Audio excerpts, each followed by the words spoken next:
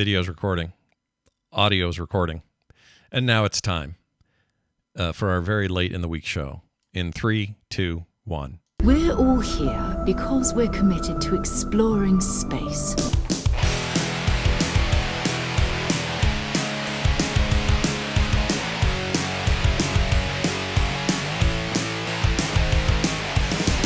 Hello and welcome back to Core, everyone. Or if you're here for the first time, welcome to it. This is where we talk about video games and all the stuff surrounding them, whether it's the big business stuff or the weird little tweak we had to do to one of our controllers to make something work. I don't know, everything in between.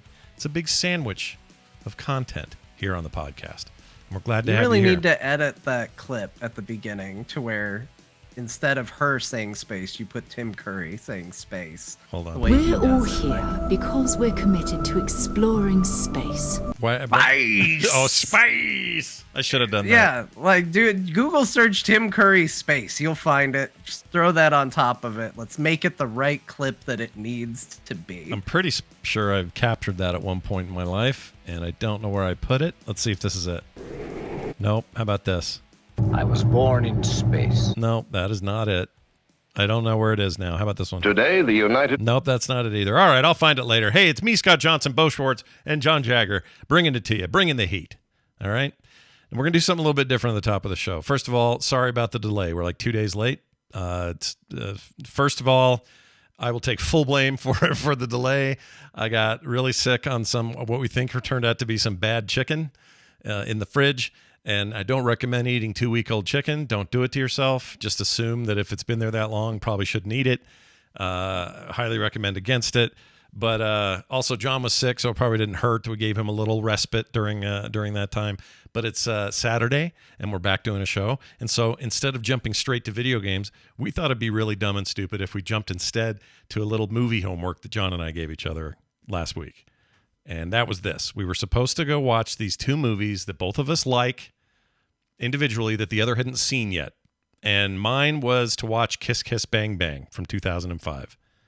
And John's was to watch Heat from 1994. Heat, of course, you know, in my mind, one of the greatest films ever made. Kiss Kiss Bang Bang, kind of under my radar. Never really heard of it or was around for whatever splash it may have made. But you're Robert Downey Jr., you're Val Kilmer, you're a whole bunch of people. Shane Black is your director and writer. You know him from not Goodfellas, what's it called? Good Friends, Good Pals, what's it called? Him and Good Friends. No, the one that's a more recent one. It's set in the 70s. Oh, The Good Guys. The Good Guys, that's it. The Good Guys. The Great Friends.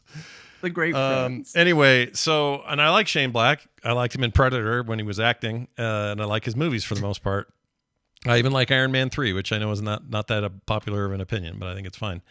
So I was excited. John's like, yeah, I'll watch Heat. So we both did our homework, right, John? You watched Heat? I did. I watched Heat. And I watched Kiss Kiss Bang Bang. And I think I'll go first because you'll hear why. All right. So I rented it because it's not streaming anywhere regularly. Like it's just a thing to stream. So I rented the movie. And I expected something very different than I got. What I thought I was going to get, based on previous reviews and other stuff, is I thought it was more like kind of Tarantino-y a little bit. Yeah. Like an attempt to be sort of this, not hardcore, but like, you know, super crimey, funny moments that are uncomfortably funny, this sort of thing. Just kind of a, you know, like seeing Pulp Fiction or something is what I went in there expecting. Pulp Fiction, uncomfortably funny. Yeah, uncomfortably funny. And it's not really that at all, actually. It's a little more madcap, a little more,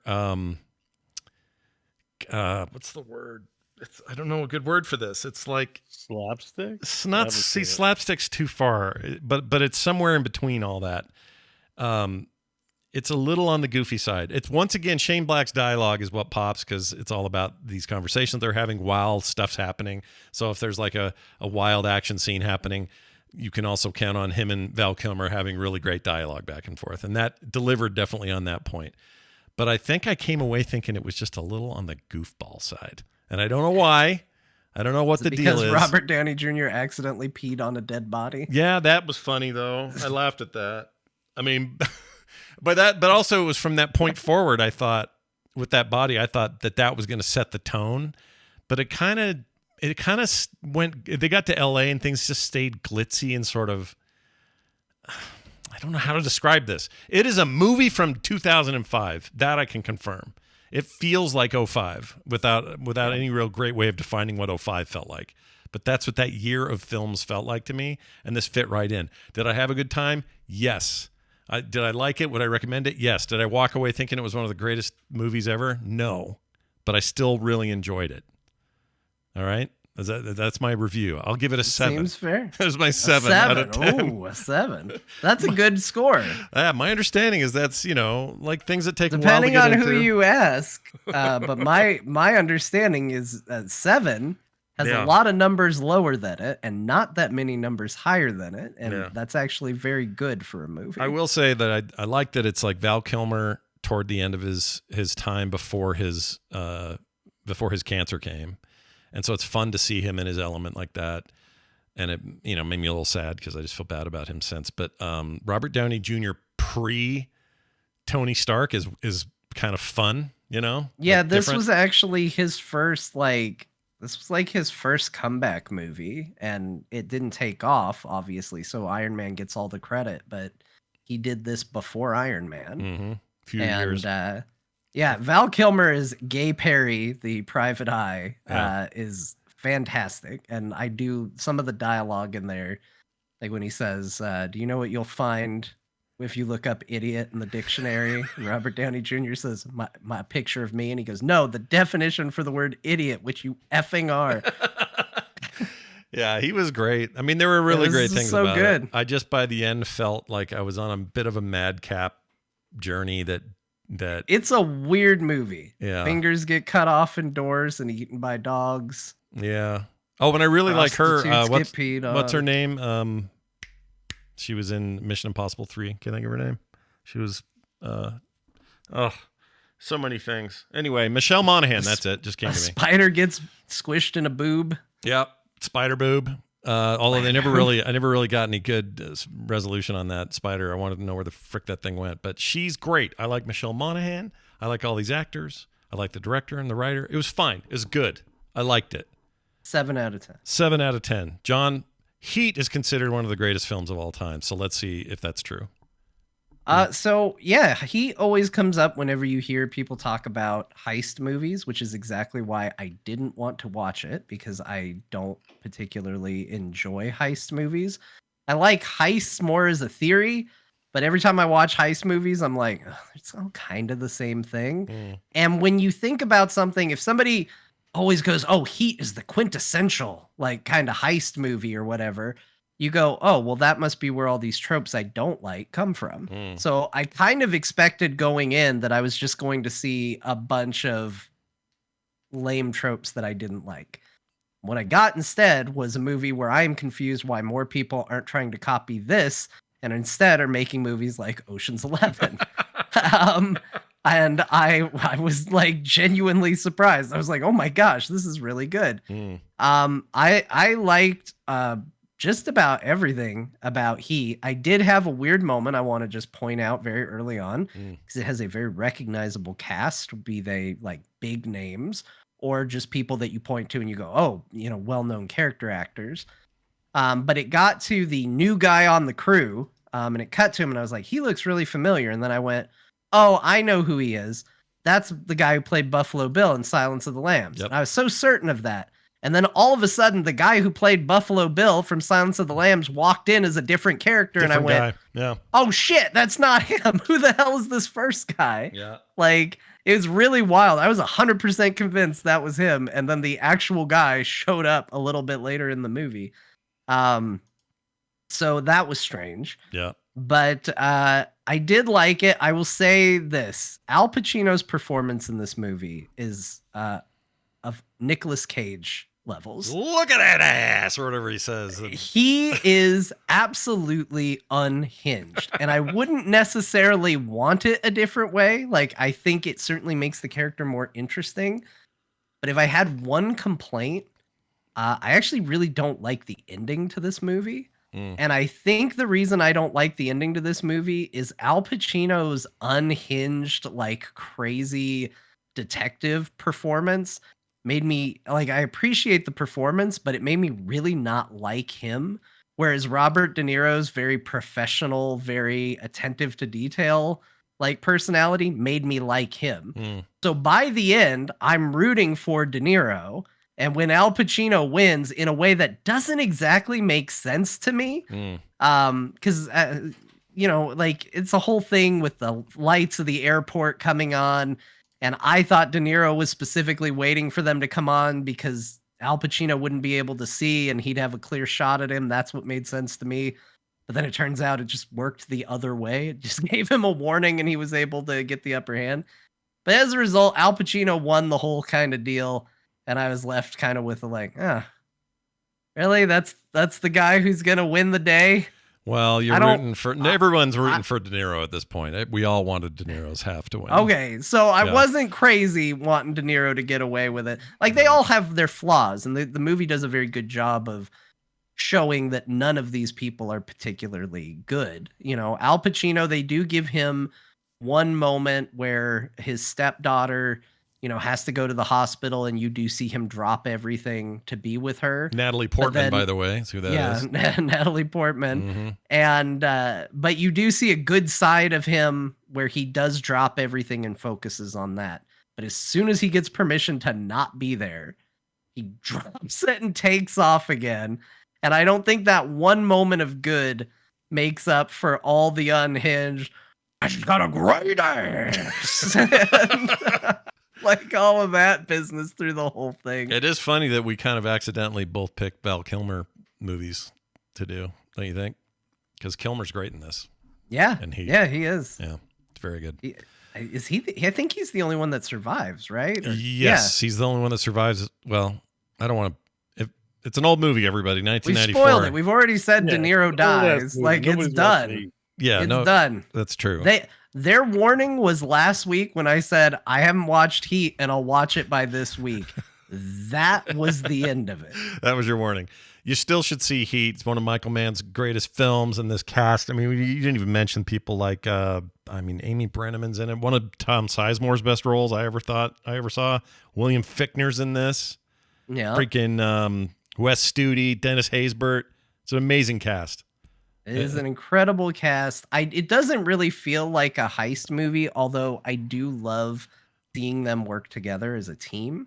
That was that was like a really cool thing to see, because the whole idea is that this is a group that just does incredible things together. And sure enough, whenever they're figuring something out together, they execute really well on it. And that's part of what I enjoy about it, is seeing them slowly lose members, and all of a sudden their ability to perform just gets worse and worse and worse because they were a team.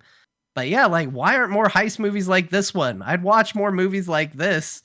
I'll tell you, the only other thing I didn't like is there was occasionally parts where I'm like, am I in a dream where guns don't do anything? There are some insanely long shootouts of people just going and like nothing happening, like just more people taking cover and then doing it back, and like nothing's really happening. And it just sort of feels like nobody's doing anything, and it's just like, this is a lot of shots of people just shooting automatic weapons at each other. I think part of it is they were showing off they were showing off some pretty groundbreaking sound design stuff with those shootouts. The one in the streets with toward the end, the way that stuff echoed and like bounced between buildings is still, you put headphones on, you feel like you're hearing something for the first time. It's incredibly cool. So I think some of that was them, I don't know, indulging perhaps. Hard to say. Yeah. But all right, so give us a score. Out of 10, where are we at with you? I'd probably give this a 9. Oh, that's pretty good. 9's pretty good. Like, I kind of lean 8 or 9. I don't really like doing the points because I feel like you already got a scale of 10. You should be able to pick a number. So I'm feeling good about it. I'd say 9. All right, 9's good. I think 9 for Heat is a solid review. And the good news is Michael Mann is back making movies, and this has something coming up in the next couple of months or next month or so. So watch for it. And if you've never seen Collateral, holy shit, you need to watch Collateral. You might not even look, you might hate Jamie Foxx and you might hate Tom Cruise. You should still see Collateral. Wait. So good. Which one is Collateral? Hold on. I might have seen that because I've seen both those actors in a movie. Is that where he's the cab driver? Yes. I love that movie. Yeah, that's a Michael Oh Mann my joint. gosh, I love that movie. That movie is so good. Yeah, that movie's fantastic. I never remember the name, but that's with blonde hitman Tom Cruise, right? Yep, blonde. Yeah, the frosted tips Tom Cruise, I guess. Yeah, like that. It's so good. That movie's great. Yeah, I'm with you, 100%. Watch that right now. So good. All right, enough about movies. We just thought we'd have a little fun top of show stuff. Okay, everybody, don't worry. We're talking. You guys enjoyed these movies. Yeah, we need to give Beau a movie to watch. Yeah, Beau, what do you want to see? Although last time we gave Beau a movie to watch, people won't leave him alone about it. I'm good. I don't want to give my opinions on movies. Oh, right. I forgot about that. You still get hit shit for the D&D movie. I don't know. I mean, there's always going to be somebody somewhere that likes something. Yeah. I'm sure there's somebody mad about me about Rise of the Beasts. Yeah. I don't know. I haven't really watched much of anything lately anyway, so it's all good. All right. Well, Ahsoka is all we're thinking about. Baldur's Gate 3 is a full-time job. Beau got interviewed on the news, and the little thing under his name was local D&D movie hater. Yeah, so yeah. you know, he's got to escape the labels. Yeah. It's going to be hard. It's going to be an uphill battle, but we're here to help you. We're here to support you. And now we're going to talk about the games we played. Not really. We're going to talk about the games that are too expensive. All right. How about game services that are too expensive? Check this out. PlayStation Plus increased their pricing. All right. Last July, Game Pass, just to be fair, also upped their pricing, but they only upped it $2 on top of the monthly fee. All right. So they upped it $16.99 from $14.99 for Game Pass Ultimate. PlayStation Plus price increases are causing a bit of a freak out for a lot of players. 33% increase for Essential alone. People aren't very happy about it. I feel like we're getting experimented on, but let's break down the prices first. PlayStation Plus Essential was $59.99 a year. It is now $79.99 a year. So that's up $20. PlayStation Plus Extra was $99.99 for a full year. It is now $134.99 per year. And PS Plus Premium, $1119.19 a year. It is now going to be $159.99 per year. I don't think these are small. You have to pay it all at once? You do if you want to get the yearly discount, but the increases will also happen to monthers as well. The problem that I ran into is I could not find to save my life what that price is going to be. So currently, if you pay $14.99 for, say, the extra level, the middle level, which is what I was subscribed to, I don't know what in October that goes up to if I'm only doing the month-to-month. If I had to guess, that's now going to be closer to $20, and premium will be like $24. I mean, so the prices you gave, even with the increases, are still cheaper than what Game Pass Ultimate is on a monthly basis. Unless you buy Game Pass Ultimate on a yearly as well, so you can do the same thing and save money. I don't know. $16.99. Oh, I don't know if there's There's a yearly. I just don't have those numbers in front of me, but you can do the same thing. Yeah. That's why I think it's weird, because they haven't put anywhere in any of this talk, they haven't talked about what the monthlies would go to, and maybe they're not changing. Maybe $14.99 for extra will stay where it is, because that's still, sorry, even if you paid for the yearly, you're still going to be paying under that per month, because that's why you buy the yearly. Well, to be fair, like the article linked in Forbes that we have sort of supporting our discussion today says time to cancel PlayStation Plus as Sony quietly raises prices through the roof. But I don't see it being more expensive than Game Pass. Well, I guarantee it's more expensive than Game Pass. I'm like, why? If you're thinking month to month, maybe. But if you're looking at yearly, that's where the increase came from. 33% on the yearly charge, which is still less per month than buying it month to month. But I think the reason that they haven't the reason they haven't talked about month to month subscribers like me is because I don't think those prices are changing. They're staying right where they are, and those are on par with month to month for Game Pass. But if you're looking at yearly, and the one that counts would be PlayStation Plus Extra, that's the closest to what Game Pass is. Game Pass Ultimate is. Game Pass Ultimate, I should have had this earlier. Yearly is, hold on. Game Pass year Ultimate 12 month. Here we go. 12 months on Game Pass Ultimate is, where's the price? Yeah, so these are Canadian, but PC Game Pass is $11.99, Ultimate Game Pass $18.99. Obviously, it's a little bit cheaper, so I'm guessing like $10.99 or $10 American. Here it's $16.99 if you do Yeah. month to month. If you're doing yearly, that's the part I can't find. I don't have a yearly. Like I have my Xbox app open. I don't see a buy for a year.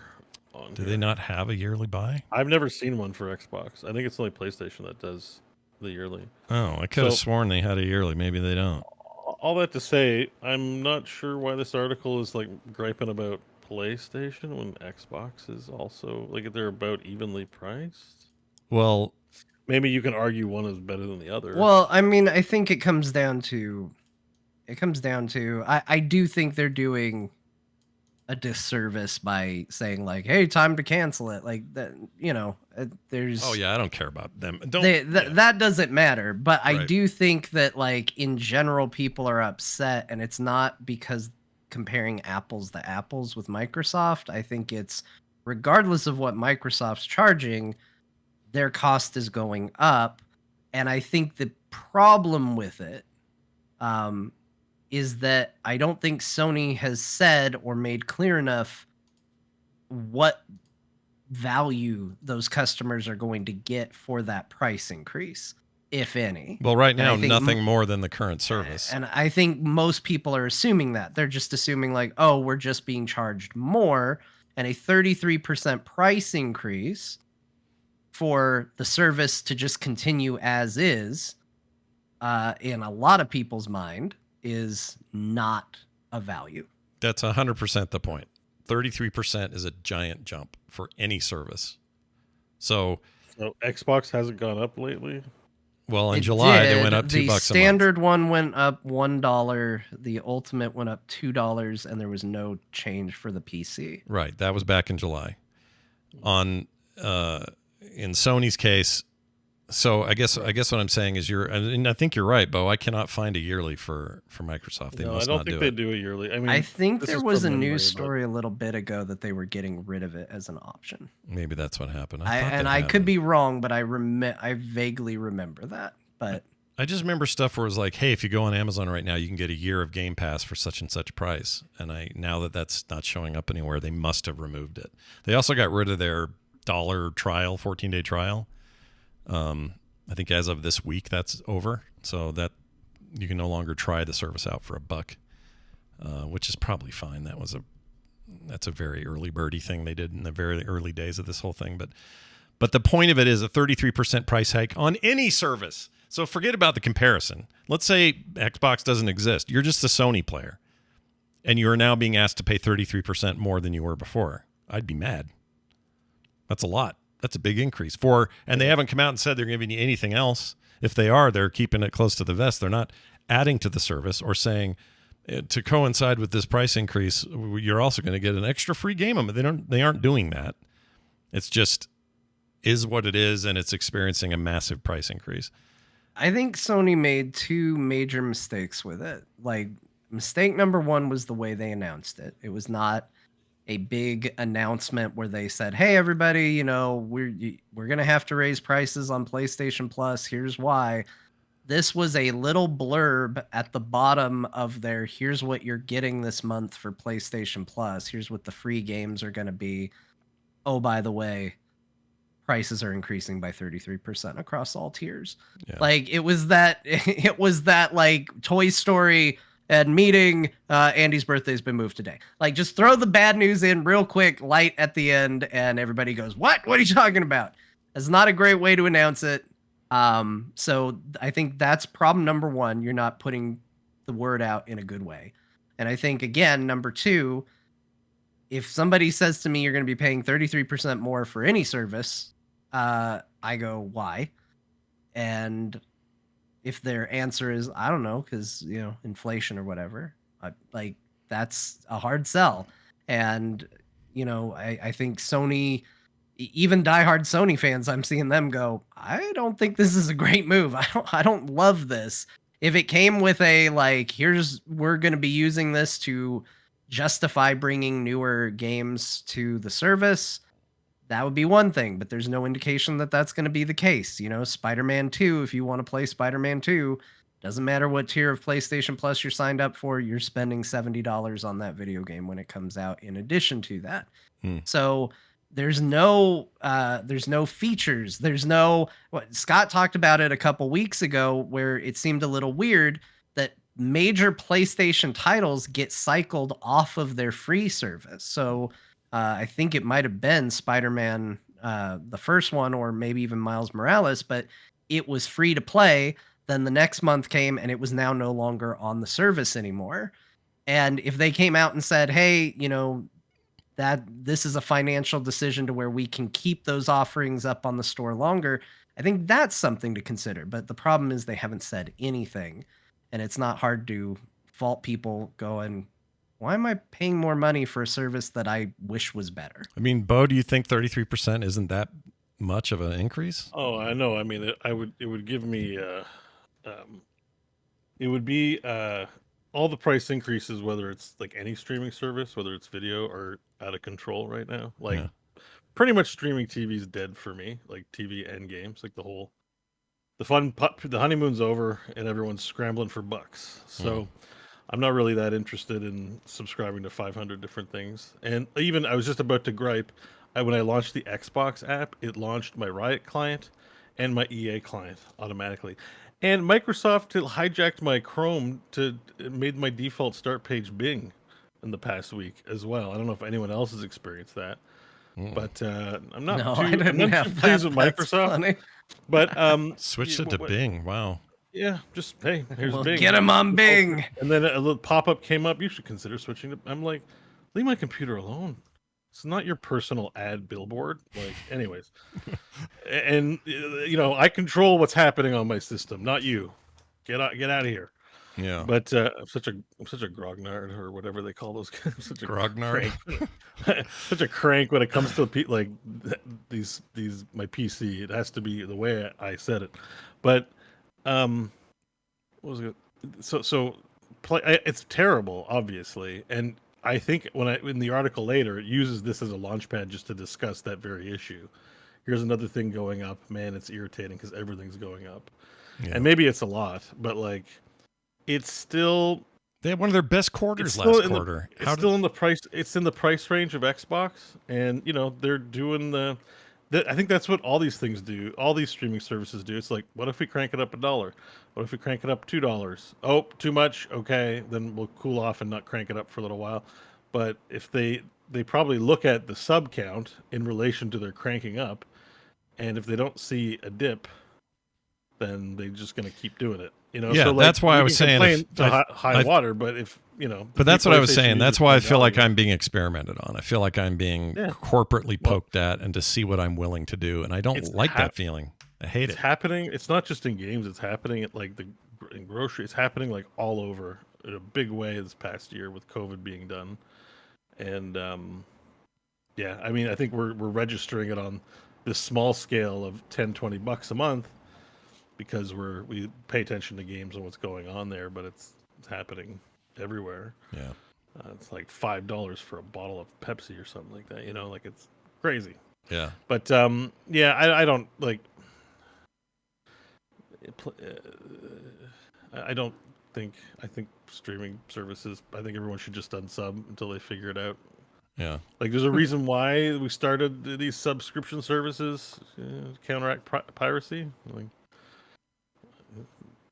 you know, I'm not advocating for that, but it's too expensive. So I'm going to find other ways to entertain myself. Like, Yeah. I don't. Well, it drove me I'm to really cancel bad. my yearly upgrade because I'm not paying 33% sounds crazy to me. And it's already a service it's fine. I like it. I like PlayStation Plus Extra. The middle one's fine. It's like a good selection of games and it's stuff I wanted to try, wouldn't have otherwise. And, you know, a lot of the DNA that for the reasons I've enjoyed Game Pass in the past, they're there. It's just, that's a lot to say. That's a lot to ask for a renewal. Say, oh, you know, sorry, it's this much more. Didn't you guys just have like the best quarter ever? Yeah, but it's okay. We need more. No, you don't. This is where I'm irritated. It'd be Well, one but thing. that is- An hour of minimum wage. Like if someone who works minimum wage, you're asking for that money. That's a whole hour. It's a lot. And that And that they, also goes to what Beau was saying. Like we talked about it. We were doing core at the time. COVID, we were celebrating like, oh, video games never been bigger than during COVID because everybody's at home and the industry is experiencing a boom. But we live in a world where you are expected to show profits year over year. And there was a freak boom because everybody was at home playing video games for whatever reason. Does not work when you try to explain that to someone. So when COVID and pandemic and working from home and all of that went away, these companies now have to show more growth over a freak, has to do with stuff completely outside of the industry business boom. How do they do that? They let people go, they make cuts, they find ways to increase prices for things that are coming in. They have to show growth despite the fact that that growth was not tied to business, not tied to the things that they were actually doing. It was tied to how people were experiencing their product. So that's why for the past couple years we've been seeing let go of people, let go of people. We're going to talk more about it today, about cutting companies, cutting people out of them, because these companies have to keep saying, "Oh, it's the biggest year we've ever had. Oh, it's continuing to be big." But they don't ever say what that's on the back of.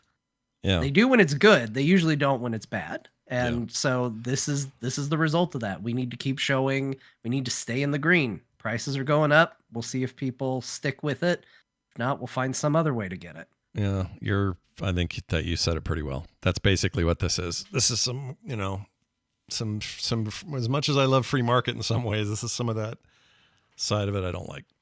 And somebody in the chat says they legally have to show a profit every year.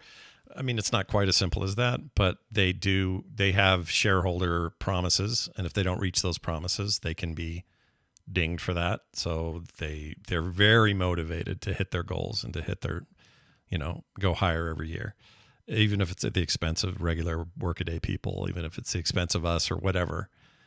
Just kind of sucks, man.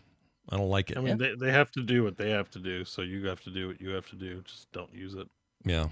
Like it's one of those things where it's like, okay, tell everyone not to buy. The whole boycotting conversation that's happened 10,000 times. You tell people not to buy something, but then they're gonna buy it anyways. Whatever, it doesn't do it. Yeah. But like literally, if they're never gonna get sent a signal to go the other direction unless they're at risk. Right. No, you're right. Failure, and even then, in the face of that, we look how Twitter's being managed, and it's hilarious. You would think, hey, get a crack team up to provide some real value, entice people into using that service, and no. Well, they don't have any fiduciary reason to do that because it's a sole but proprietorship. Logic now. and reason isn't always right. Exactly. We assume logic and reason will prevail in all scenarios, and that's not necessarily. But they're like, in some ways, if I ever had a giant company like that, Steam or whatever. Like Valve being still an independently owned company and not public, I think we should all be happy that that's true because they don't have to answer to anyone.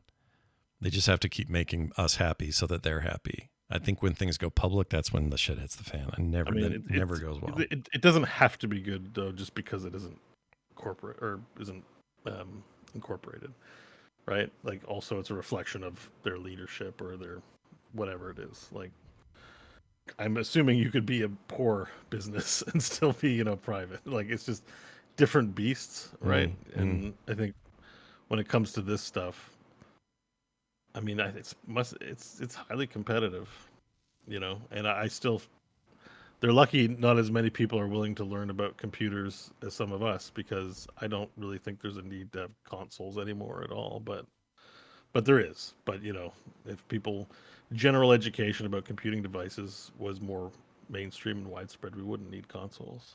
We'd have smaller computers for the TV and then maybe personal computers, but you don't need any of those devices anymore. Everything can be done in a browser for video and like content and stuff like that. And, I mean, sure. I do think people like the simplicity and cost of spending, $4.99 and having a thing that just works under your TV and you just go. They like their magic. They like their magic boxes and Xbox marketing like I get it, I was a kid too, right? Transformers are just an excuse to sell toys they made. They didn't, you know, like they were already existed in toys, and they shoehorned them into the Transformers thing. Partly, I think. You know, No, that's right. Yeah. it's all a part of it. But like, I mean, at my age now, I'm just like, yeah, that's. I don't know. I've been so done with consoles forever because I just personal computer has been so, you know, it's so much better of an experience for me. But I'm not saying we shouldn't have them. I'm just saying my opinion is going to be very biased because I don't have a use for them at all. Yeah, that's fair enough. Well, anyway, we'll see how it all plays out. If I canceled my yearly, I may go month to month down the road when it makes sense, but they didn't give me any real reason to stick around with my yearly subscription, which ends in September this month. Mine ends about mid-September. So I'm really glad they did it now. Well, no, I guess I would have been glad if they did it later because then I would have gotten in under the lower price for the next year. But mine happens to renew right as they're making this turnover. Don't you still need that one to play online? Isn't that? Yeah. It's true for Xbox too, right? If you want to use online features. Correct. You don't have to have Ultimate, but if you want to do online. So really, you could look at it like, well, either console could just not give you any games and just charge you for online services, which was pretty much what it used to be, I think, when you were getting Xbox Gold and stuff. So I don't know if you approach your value from that perspective, in both cases you're still coming out on top. And yeah, the price hike sucks, but find an industry that isn't hiking their prices up in the past year. Yeah, good luck with that. Yeah. They're all doing it, partly because they're all doing it. I know that sounds weird to hear that, but they literally are all doing it because they're all doing it. It's kind of like, I don't know, if you're the one person doing it, everyone's going to dogpile you. But when you all do it together, I'm not saying they're coordinating, but... You're the first one that buys an SUV in your neighborhood, then 2 years later, everyone's got an SUV. Somebody call Matt Damon. We need somebody to inform here. That's right. Well, he's in every movie, so we'll find him. I'm sure we can find him. That'll be easy. All right, that's it for that. Let's talk about what we played. Whoops, that's the wrong one. No, that's the one right there. That's the one. Let's talk about games we played this week. Of course, Baldur's Gate continues to be a thing. And we're also going to talk today about Starfield because we also had two of us at least playing Starfield. A little bit of it anyway. Let's start with John because you beat it this week. You're done with Baldur's Gate 3. Not done, but you beat it. Your first run complete. How does it feel? What do you do next? It feels pretty good. I'll just kind of give my closing thoughts on Baldur's Gate 3. Spoilers for Core at the end of the year. I don't imagine a world where this is not my game of the year. So spoil that ahead of time. Let me be real clear how I feel about Baldur's Gate 3. It seems like recently every year there's at least one game that feels like a big game changer in a way where it's just like, oh my gosh, it just sticks with me and it's just something I think about and just want to wrap myself in. And that was Baldur's Gate for me this year. It was really, really good. Reason I started with that, I didn't like the ending at all. I didn't think it ended well at all. You didn't like your ending. Well, so that's the thing, right? That's the big question is it a problem with what I chose and how I played, or is it a problem with the game? And I think that it's a problem with the game. Well, that's why I'm looking forward to finishing it and talking to you in a spoiler cast because I want to compare notes and maybe you're right, like what you're about to explain, but you know. You're about to ruin my experience telling me how shitty it's going to be. I think I'm going to make it better because I'm going to set expectations low and then maybe it will exceed your low expectations. And actually, I will say this, like, I'm definitely not the only person who thinks this because literally the day after I beat the game, a new patch for Baldur's Gate hit. One of the many fixes included in this patch fixed one of my many gripes about the ending. So does that mean a technical glitch or something? It sounds like technical to me when you say that. Well, I got a little bit of both, but this was actually story related. Oh, like all right. They put dialogue in, they put scenes in, like bonus content. But I will say this, I'm not going to do any spoilers. I know we've had, debate as to whether what we've said and talked about is or isn't a spoiler. I'm going to talk around this. I will not be containing it. This won't contain any spoilers for the ending. I will be talking around it. especially because I'm the only one that's beaten it so far There of you the go. three of us. Appreciate But it. I will say this: my first ending of the game, one of the mini cinematics right at the end there, I did experience a bug. In the middle of it, the game. It was a very dramatic moment in the ending, and the camera panned to nothing. There was nobody standing there. It was just because the character would be in focus, so the background would be blurry. Yeah. So I just got a blurry background and no audio at all except the music. But I knew somebody was supposed to be there and supposed to be talking because subtitles popped up. And so, problem one, there was a bug, a big visual bug in your big finale. Like, that's not good. Issue number two, it's also an extremely dramatic moment. And they had literally my entire cast of characters to choose from. And the person they chose to have dialogue during this dramatic moment is about as close to a comic relief character as this game has. So they also randomly chose to undercut an extremely dramatic moment of the game with a comic relief joke character. Why are you talking about Volo that way, dude? Volo It's not Volo. Get That's It's what I not thought. Volo. I was sure you were going to say it was Volo. That's interesting. No, I won't say who it is, but I'll just say that, like, if you took a list of the party members and you said who would you want to be reacting dramatically to an emotional scene, this would literally be my last choice. I like the character just fine, but I don't think that that's the character that they should pick to have in that particular moment. So that's kind of how I felt about that. And did you record it by chance? I didn't record it. No. Okay. I would. Yeah. It'd be fun to compare notes. We'll get into it when we do our spoiler talk. We just gotta beat the game, and so we'll have a big chat about it. This might be bordering on spoilers, but I am curious. Just a ballpark number. Don't have to go into specifics. Like, how many allies were with you at the end? Because there's a pretty big quest you fill up as you go, where people will like side with you in your time of need. Oh, allies? I'm not even talking about allies. I'm talking about actually controlled party members. But okay. As far as allies, I had a tremendously long list. Okay. Okay.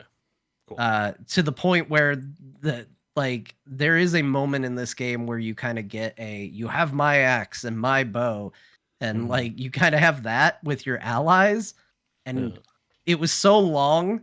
I was sitting there and I was like, I probably should have done less side quests. This is taking forever.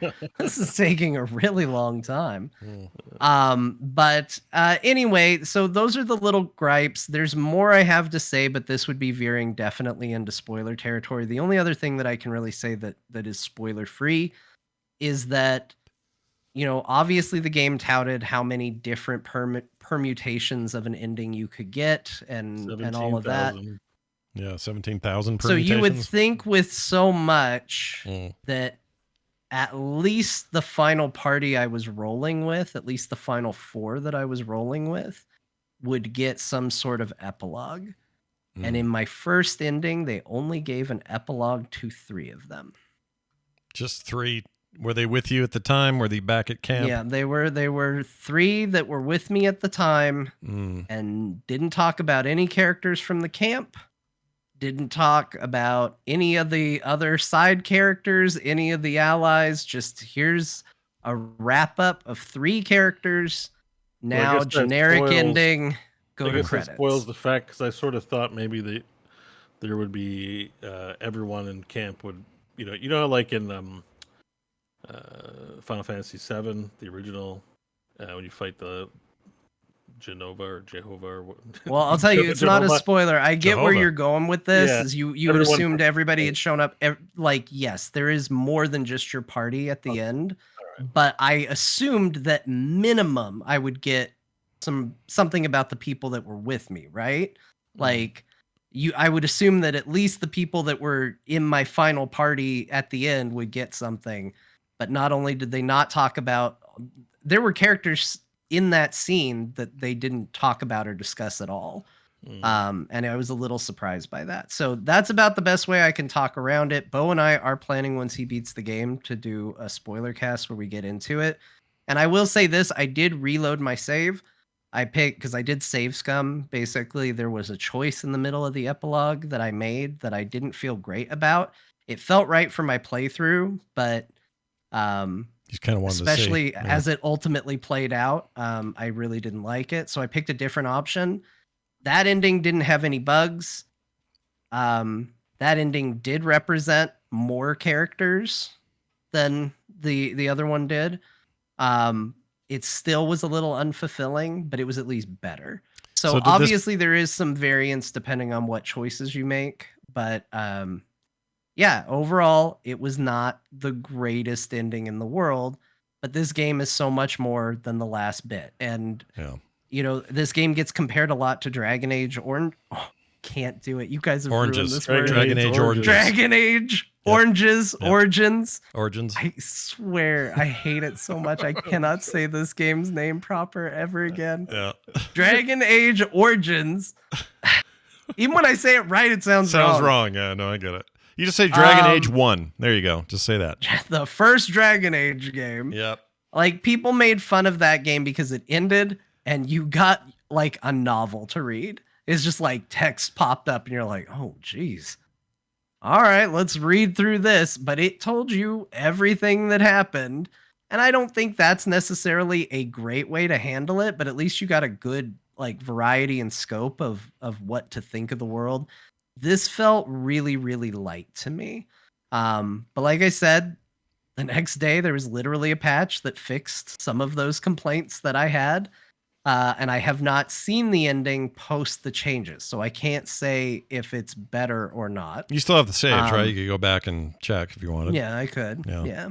Do you want to? Although the save is like mid-ending, so I don't know if it would work or not. It should. Yeah. But the save is literally in the middle of the cutscene. Got it. Because anytime they give you dialogue, you can quick save, and it will go right back to that bit of dialogue. So as soon as you can choose something, you can technically save.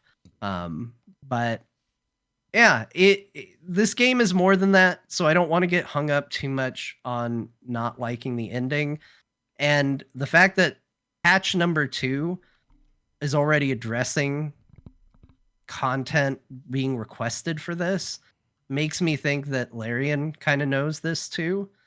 I think for those of you out there that are going slow, or maybe you're playing on PlayStation, you're just getting into it because it just came out, like, take your time, because I think by the time a lot of people get to it, it's going to be great. They'll resolve all that stuff.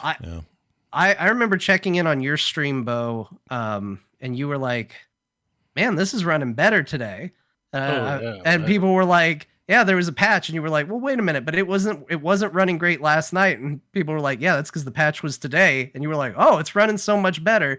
Like, literally one patch later, Act 3 is running a lot better. They did another patch again that's supposed to make Act 3 run even better. You fixed a broken quest that I would crash on, actually. I was able to, it wasn't a quest, it was just a dialogue, but I was able to have it.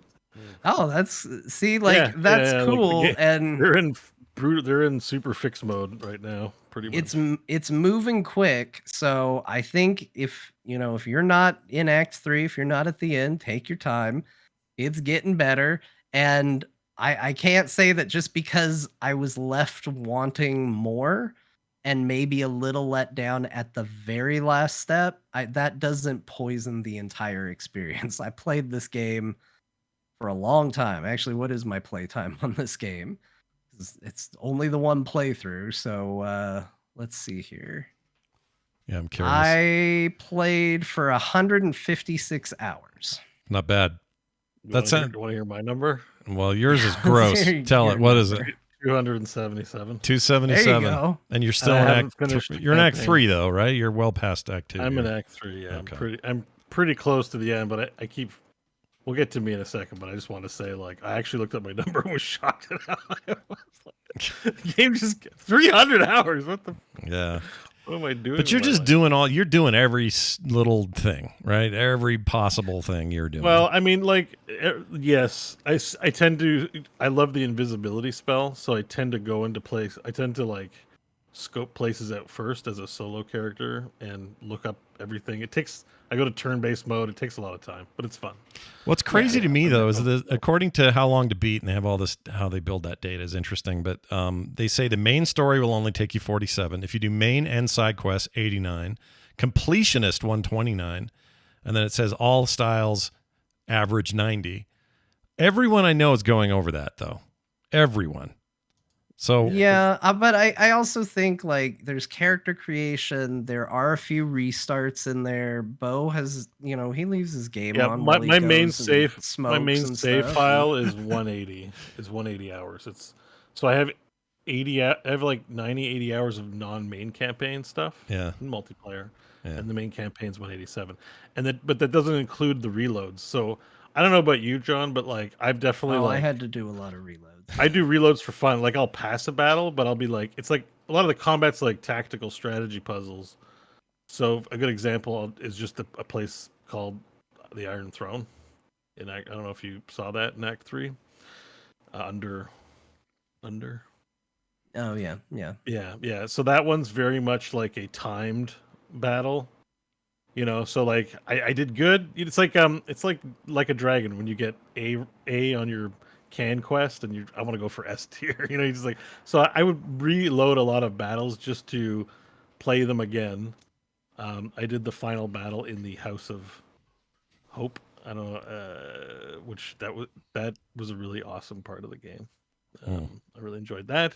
So like, it took me an hour to do the first battle, and then I was like, I beat it, but then an NPC died that another NPC commented on. I was like, oh, I didn't have to kill them. I wonder what's going to happen if I do a non-lethal kill.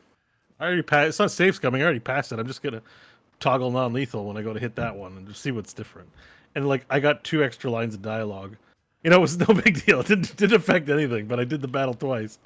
And it was like, okay, that's neat. Yeah. Same with, there's like the first really major boss that you face.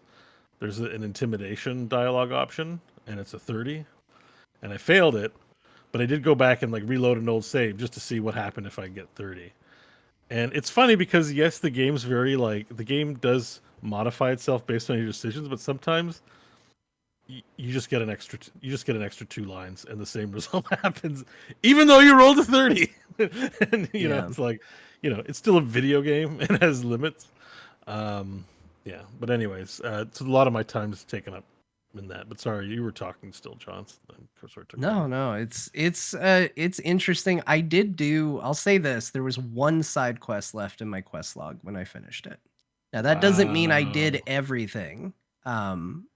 Well, that's partially true. Like there are some quests that will only resolve when you complete the game. So there were objectives that were there, but they're very clearly objectives that like you have to beat the game in order to achieve this. It's kind of weird that it's in your quest log that way. But like, there's like a quest where it's like, hey, your final objective, when that's resolved, so and so wants to do this with it. Like obviously you're not going to be able to do that till you beat the game. And so a few of those were in there, but as far as things that I could actually do, it was finding all the pieces of a clown. And I did not go find all the pieces. I'm still missing one piece. I'm still missing one piece, but yeah, it's been very annoying because it's so heavy in your inventory. Aren't there also fail states, right? There are certain quests that if you fail out of them, you're just done. Definitely. I found another one. So you guys know what succubi and incubi are? Yeah. Dude, lady, succubus, man. So never like willingly bang them. Why did you do that? Curiosity. Really?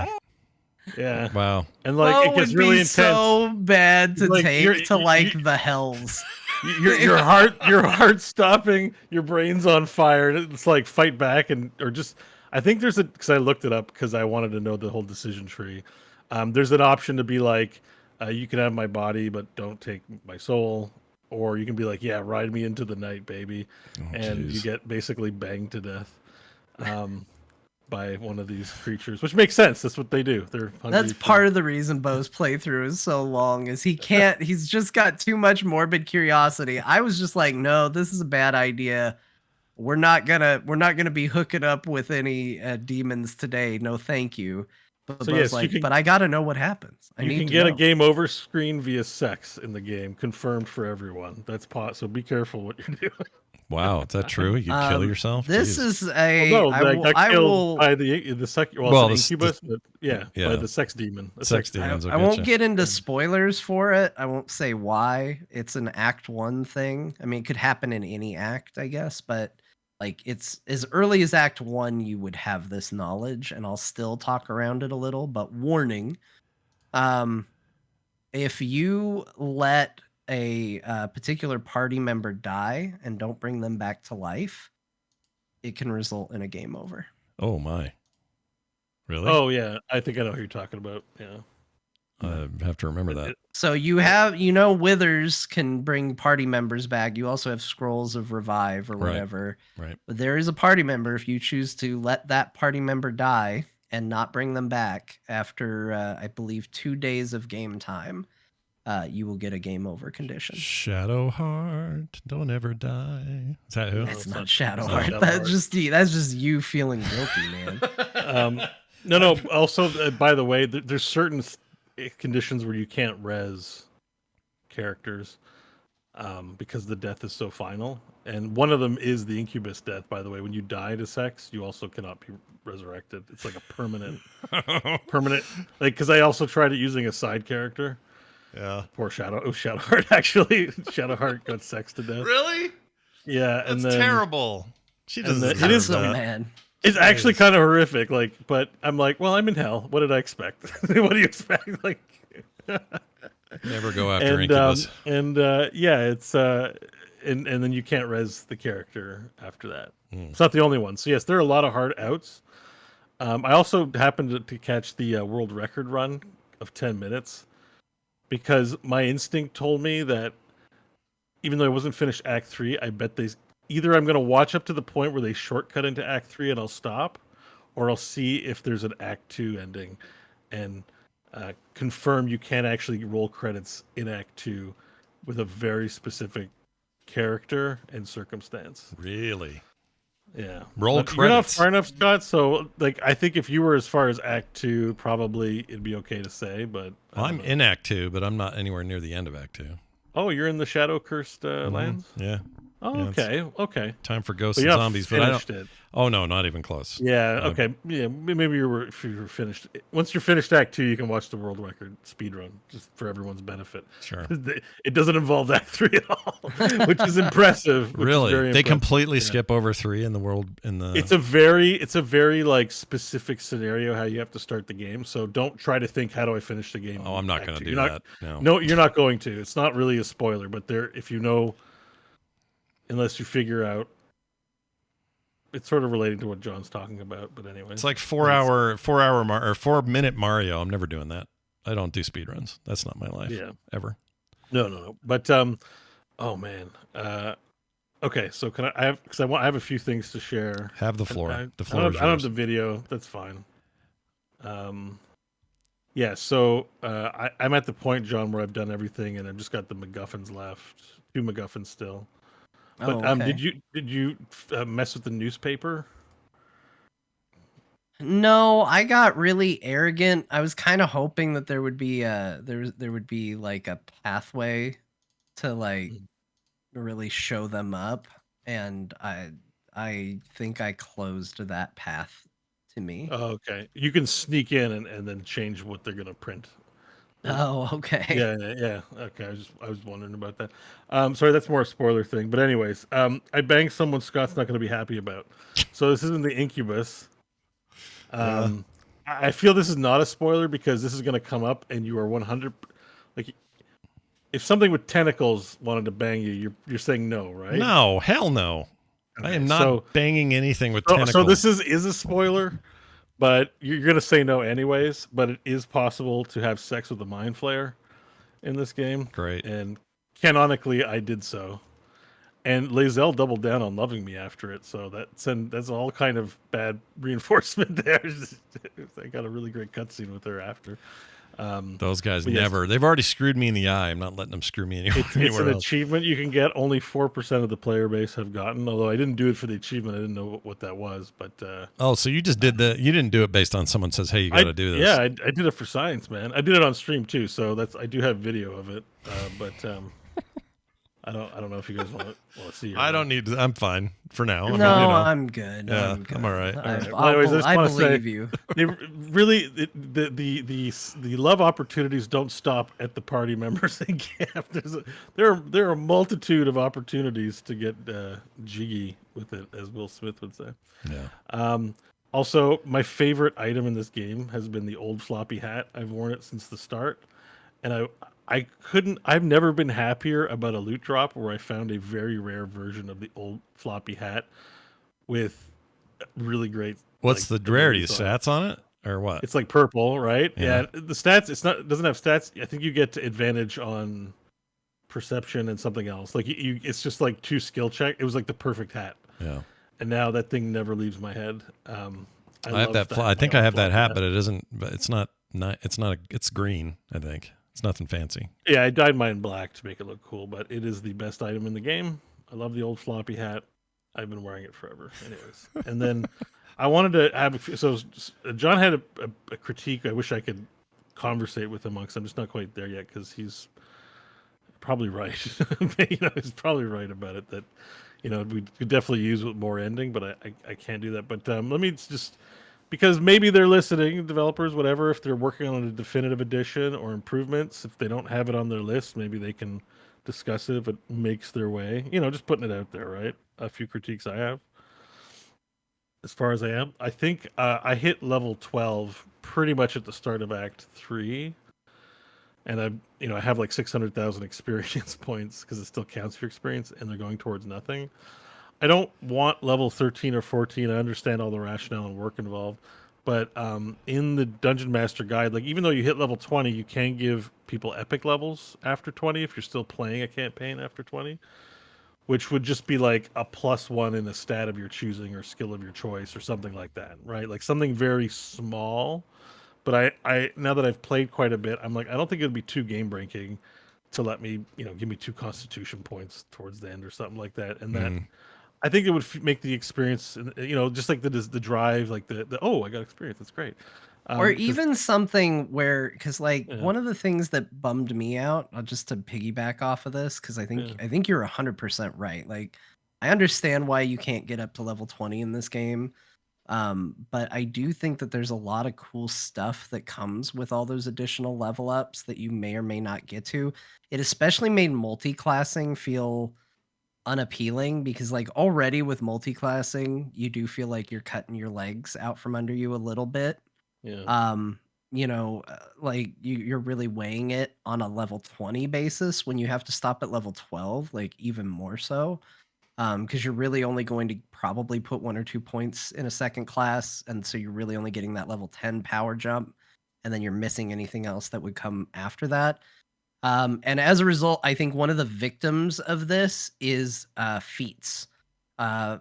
Feats in this game, it feels not great to not pick ability score improvements because knowing that you're only going to get to level 12 and you only have so many chances to increase those stats, you feel much more compelled that you have to pick the 2-point ability score improvement just to get like real deep into D&D knowledge here, metagame knowledge. Sure. Mhm. Yeah. And as a result, you end up skipping a lot of feats that I think there are actually really cool feats in the game that are worth taking. But you really only in a game where you're going to go to 20 or you're going to go at least a little higher, do you feel good about taking those?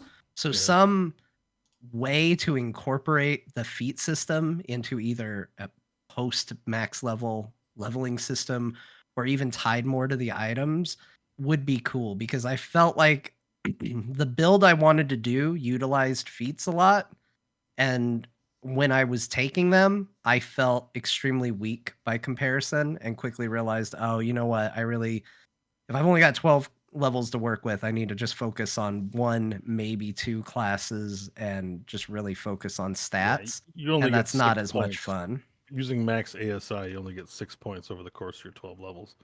Yeah. If you don't multi-class, if you multi-class, you delay it and you miss out on one. Yeah. And so you only get 4. And they're really like I'm surprised they weren't aware of this, because that's pretty common discussion point online. Is everyone's like, how do you build, how do you level? And it's like, main stat, constitution.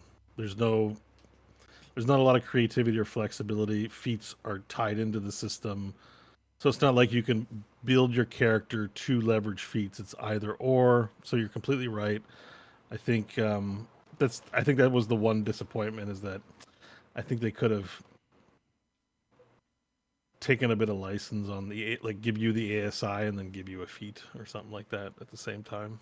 It strikes me that they probably knew that and wrestled with it, and in the final, machinations of this game, couldn't include it for some reason that we're not thinking of. Because they might have been required by WotC for all. I'm sure they don't care, because all their other video games don't follow the rule system. That's true. Yeah.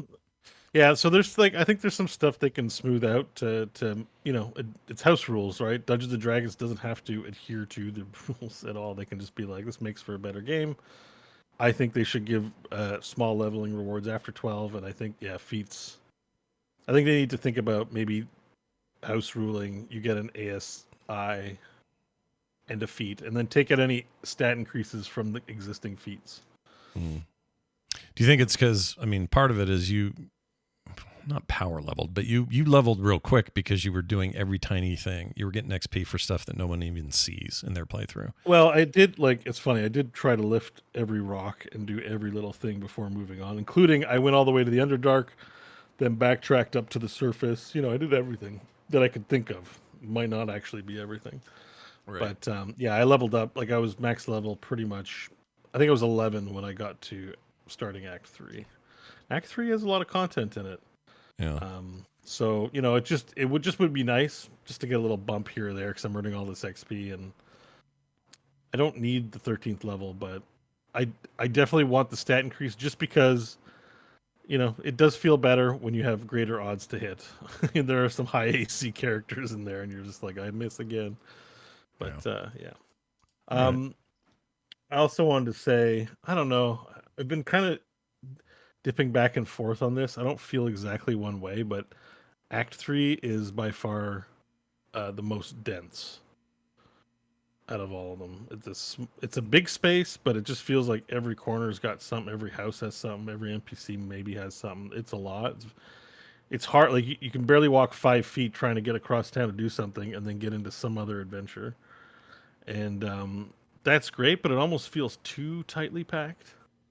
And specifically, I think part of it is, I remember John last week saying, hey, it's Baldur's Gate, and it has Baldur's Gate in the game. Amazing. And I think they've kind of done the Jaws thing, or the movie monster movie thing, where the title thing happens in the last act. And I haven't done the last run of Adventure yet, but my sense is I'm really craving a dungeon to go through, and I do like the experiences I've had with what would qualify as dungeons, but City still feels like a hub. I feel like almost the game's a little backwards in terms of what Act 2 and Act 3 are. It feels like Baldur's Gate should be Act 2, and whatever Shadow Curse Land, should be Act 3. I feel like, John, you kind of said that last week too. You seem to. I think so. Yeah, you're kind of agreeing with each other, I think, on that point. I haven't seen that yet, so I don't know. But I think for me, and I don't want to suggest that you could just lift one and put it in Act 2, and lift Act 2 and put it in Act 3, and everything would be resolved. That's not true. No. Like, there's a logic and flow to the story, but in terms of like what my expectations would be for the game, like if you had asked me, well, we talked about this. I was actually really confused about where the act breaks were in the game, because it's not like the game puts up a big screen that goes Act 2. Yeah, it doesn't. And so Beau kept checking in with us for a while, and he probably thought like, man, John's really taking his time, because I was actually ahead of Beau. But every time he checked in with me, I was like, yeah, I'm in Act 1 still. I think I'm wrapping it up. And I was actually in Act 2 because for whatever reason in my head, I just assumed that getting to Baldur's Gate would be Act 2. All the tieflings I was talking to in Act 1 were like, we're going to the city. We'll meet you at the city. It's all about the city. Like, that felt like the progression.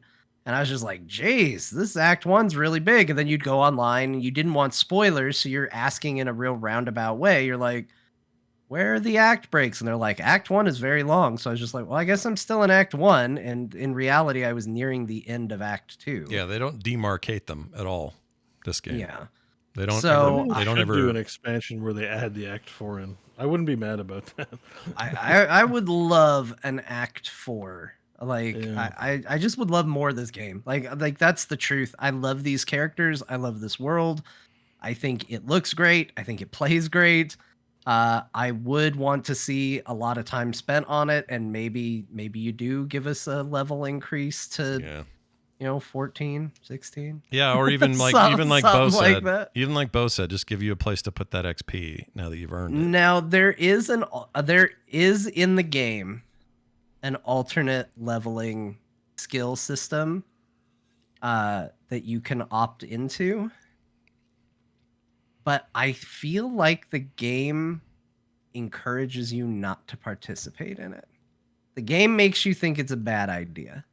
And while they do put it in your quest log, like, hey, try this, I think a lot of people don't necessarily try it.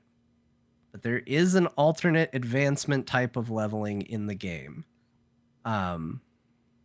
Sex with succubuses. No? No, Okay. it involves, we'll just say it involves the tadpoles. That's a thing introduced very early. Okay. I tried it at one point, but I was playing my character and my story I don't want to be a mind flayer. So the idea of consuming additional tadpoles as a character that wants the one tadpole removed from him that didn't make sense to me. So I skipped that system altogether. But if you do that, you do unlock additional powers that you can put points into and values into. That makes sense. It's a little bit about like vampiric stuff or whatever. Yeah. Whatever bonusy thing you get. I get that. It's not based on XP. It's based on finding items in the world, but it is there. Right. Interesting. Well, when you guys finish it, everyone will look forward to the spoiler cast where you can openly, freely talk about these details. I look forward to it too, but I'm so far behind you guys. I'm really interested in seeing like where the divergences are. Although I suspect, John, I played fairly similar versions. I think of we the did. Game. I think we played did. slower and longer, but that's we're both bards, and I think we both highly valued our party members. But I'm sure there's still going to be variances. Right. Yeah. Well, I only found out today that there was somebody was talking about like, oh, it's so cool they added new dialogue for the dark elf character for your party. I went, what dark elf character for my party? Dark elf. Hold on. There's a drow in the goblin in that area in Act 1. Yeah. Who is an actual playable character. You might even have had a dialogue with her. If you I killed her. Yeah, then you killed the playable character. I didn't know she was playable. That is a potential party member. Oh, she's I didn't cool. know either. She's I cool. did because she had a corpse and something was weird. I was picking up corpses and throwing them in the chasm, and her corpse behaved differently, and I didn't realize that's how a player character's corpse behaved. Oh, weird. And then I happened to look it up. I'm like, is this a playable character? And I was like, yep. And then I closed the window and I brought it to camp because I thought I could res it, so it was in my camp chest for a little while. And then I threw it away. That's why outside of specific endings, that's why this game has never felt that spoilery to me, because we just talked about a character who all three of us treated in a totally. We had a very different experience with that person. Yeah. You know, and then there was some fourth guy who actually had them on their team and took her all the way through the end of the game and played her as, as their secondary main or whatever. And then there are those of us who killed her right away, and Beau's trying to throw her body in the chasm, and John had no idea. Just did the missions and got out. You're like, how do you even spoil a game? I don't like think this? anyone plays evil on their first playthrough. Maybe a few do, but not many. So probably not many are right aware. Because she's a drow with an attitude. She'll side with you if you slaughter the tieflings and join with the goblins. Yeah, I wasn't going to do that. I couldn't. I'm going to do that next time. Yeah, go in there and be evil. I want to hear about that. All right, well, there's that. I played about it so quickly. My Baldur's Gate time was this. After our last show, I played about an hour of the game. Then I had to leave town. It was my anniversary. And so Kim and I had plans. So we left. We were in this hotel. And Kim said, don't bring Shadowheart. Things got weird because I don't know what happened. Well, I do know what happened. Two things happened. Sea of Stars came out. And I was like, well, I need to at least touch on that. So that'll be my cool bring it with me portable thing. I'll take it on the Steam Deck. So at night and stuff, I'll just pop that out and play it. And sure enough, that game's rad, and I'll talk about that in a minute. But I played a bunch of that. That totally sidetracked me. And then, I don't know if it was this is the reason why this happened, but when I had any kind of downtime to play any games, I just didn't want to do anything that took a brain. I was just like, you know what? I need to be just like chilling. I don't want to think about it. I don't want to make big decisions. I just want to do stuff. So I pulled up Power Wash Simulator again.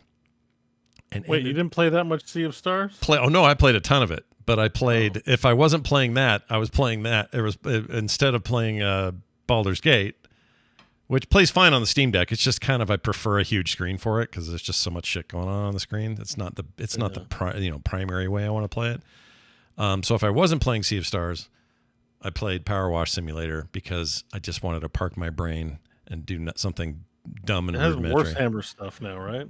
They have. Oh, John, you'd love it. They have a whole ton of. Well, I guess you both would because it's Final Fantasy VII, but they have all this Final Fantasy VII shit I can clean now. So like nice. The motorcycle with the guy that's like I forgot his name, but his motorcycle, the Cloud's sword. Some big mech things. I forget some boss fight mech things. Anyway, I get to go clean all those. There's SpongeBob DLC. There's Warhammer stuff. What else? What other weird thing did I see? They have crazy. Oh, they're bringing a Back to the Future like DeLorean pack and. Oh, nice. Yeah, it's crazy. Anyway, I ended up just playing the shit out of that, and I don't know what took over me, but I ended up playing way more than I thought. So I was not able to play, or I didn't play that much Baldur's Gate. Mostly because Sea of Stars is so good. So let me talk about that real quick, and I'll get it out of the way, and then let's go back to Starfield. Sea of Stars is this JRPG game that I've been looking forward to for a really long time. A French developer has been making it. It was originally a Kickstarter. People were big freak out about that when it first landed because the whole claim was this is going to play a lot like Chrono Trigger mixed with a little bit of Mario RPG in terms of the mechanics. And it's going to be big and sprawling and, beautiful and pixels and all this stuff. And sure enough, it's all those things. I think it might be just behind Baldur's Gate 3 in the reviews right now in terms of Metacritic and others. Very highly reviewed right now. And it is great. John, you will be playing this game at some point. I don't know when. Oh, I know. But you will. Yeah, it'll happen. Maybe even Beau. Not that you wouldn't normally Beau, but I think that this is a... Oh, I've been interested in it. I definitely, the trailer did a lot for it on Steam. I can say that it has got some of the best pixel art I've ever seen. It is on one hand, it feels nostalgic and like I'm playing a SNES or a Genesis or something. And then there are other times where I'm like, well, there's no way this looks that good in those systems. Like they're definitely doing things lighting wise and stuff. The battle system is great. It is turn based, and you fight a lot like you do in Chrono Trigger. But the Mario stuff is definitely there. Lots of timed landings. Like if you're going to go strike somebody, if you hit the button just right while you're swinging, you'll get a double hit. Or when they're coming at you, if you can figure out what the enemies are doing, you can do a block and cut down on the damage by half and things like that. The story's really good so far. It doesn't feel convoluted and anime to me. It feels like a normal story by my standards. A normal story. A normal not one story. Of those weird things that not normal people would come up with. Exactly. Anyway, the characters are great. The dialogue is great. It is a very cool little game. I think that they've made something pretty special here. The only complaint I have is they have a pirate character I just met who is great and funny even, but I can't tell if they're typoing or if it's really what they mean to say. So instead of saying the word of, OF, they say OV. And I think they're doing it on purpose, but it's also you use the word of so infrequently. Is it phonetic spelling? Like like an ov, accent or something? like 'cause love some or people do ov. say of. Yeah. And it is like they wouldn't spell it that way, and they tell you they're saying OF, but they're really saying OV. Yeah. I usually, when they do that, they'll accent it Even somehow. I think I say of with a V. Do you? Of? Yeah, sea of stars. Of stars. Yeah. I don't know why they didn't just... There's also some weird placements of some commas in some sentences where they're not meant to be there, but whatever. It's a French developer. Localization's hard. Whatever. It's fine. Yeah, we gotta find everything we can to make sure it's not Game of the Year, so Baldur's Gate 3 wins. Yeah, it will. Will this be in my top 5 at the end of the year? Probably. Will this be number 1? Probably not. But I think it's cool. Though. I think it's great. There's even a little Octopath Traveler stuff going on about like how turns I see work. the reviews. I saw like some people saying like Chrono Trigger 2. Yeah. That's a pretty strong bit of praise right there. Yeah, that's why I'm like, really, guys? Really? I think that's why I'm hesitant to play it, honestly. Like, couldn't possibly people are saying that, right? Like, people are saying that to draw comparisons to art and storytelling and gameplay style and all of that. But the problem is that I hear that and it builds an expectation of overall quality, like how could they ever different do it? Areas, right? And right. I definitely worry about this game being overhyped for me. I get it. So totally get it. And you should feel that way given your love for Chrono Trigger. I know how much you love that game. Only the best JRPG to come out this year. Yeah, it's very, very good. I will say that what was I going to say? Oh, the music's insane, and it's the Chrono Trigger music guy. They got him. Yeah. So there's one direct comparison you can make, and the music's fantastic. Anyway, I really like it, and I'm gonna keep at it. It really sidetracked me from Baldur's Gate this week. But then Any Armored Core this? Oh yeah, there is Armored Core. Yeah, John will talk all about it. I can't wait to hear about that too. So let's jump back up to Starfield real quick. Starfield came out in early access a week early for people that got the big premium edition. I got to give a big shout out. I was just going to wait until regular Game Pass day, but listener Brian Robery wrote me and said, "Hey, I've listened to you for like a decade. I want to give back." And I said, "What do you mean?" He says, "How about I give you Starfield Premium? You can start playing it now." And I said, "Oh, you don't have to do that." He says, "It doesn't matter. I'm still doing it." So he did it. It doesn't matter. It doesn't matter. It's very kind. I was only pretending to ask your permission. I'm actually going to. I'm going to do it anyway. Anyway, he was very nice to do that, and I wasn't even planning on it. And so this was Thursday before the show, and I was feeling pretty rough from that chicken long story that's in the pre-show. But I was able to get in there because I'm thinking, well, if we're going to do the show, because at that point I thought I was still good enough that I wanted to have a little bit of poke in there. I just want to see what's up. And not Beau's kind of poke with like succubuses and stuff like that, but like I just want to fiddle with the game. I thought about commenting, but then I left it alone. So you did it for me. You're welcome. Great. So I do a lot of poking around Baldur's Gate. It's true. It's true. So I fired this thing up and got to the point where there's like an initial quest thing where you don't really know who you are, which is kind of typical these guys. This is what Bethesda does, and then you make a character after that, and you decide how they look and are and everything. I got to about that far, and then I'm like, all right, that's good enough to talk about on the show. And then we didn't have a show, so I've had another 3 hours into this game since then. And I'm not here to tell anyone that the best game of the year isn't Baldur's Gate 3, because I think the best game of the year is Baldur's Gate 3 so far. All right, I really do. Even though I'm not even near Act 3, I think it's going to be game of the year, probably for all three of us. However, Bethesda made a Bethesda-ass video game, and I am 100% here for it because I love those. So everything I like about those, the exploration, the carrying around too much shit I found in a room, the way you interact with other characters. And stuff like that, how you spec out your character, all the things that this game is Skyrim, Fallout, all of those systems. It is all very familiar in those ways.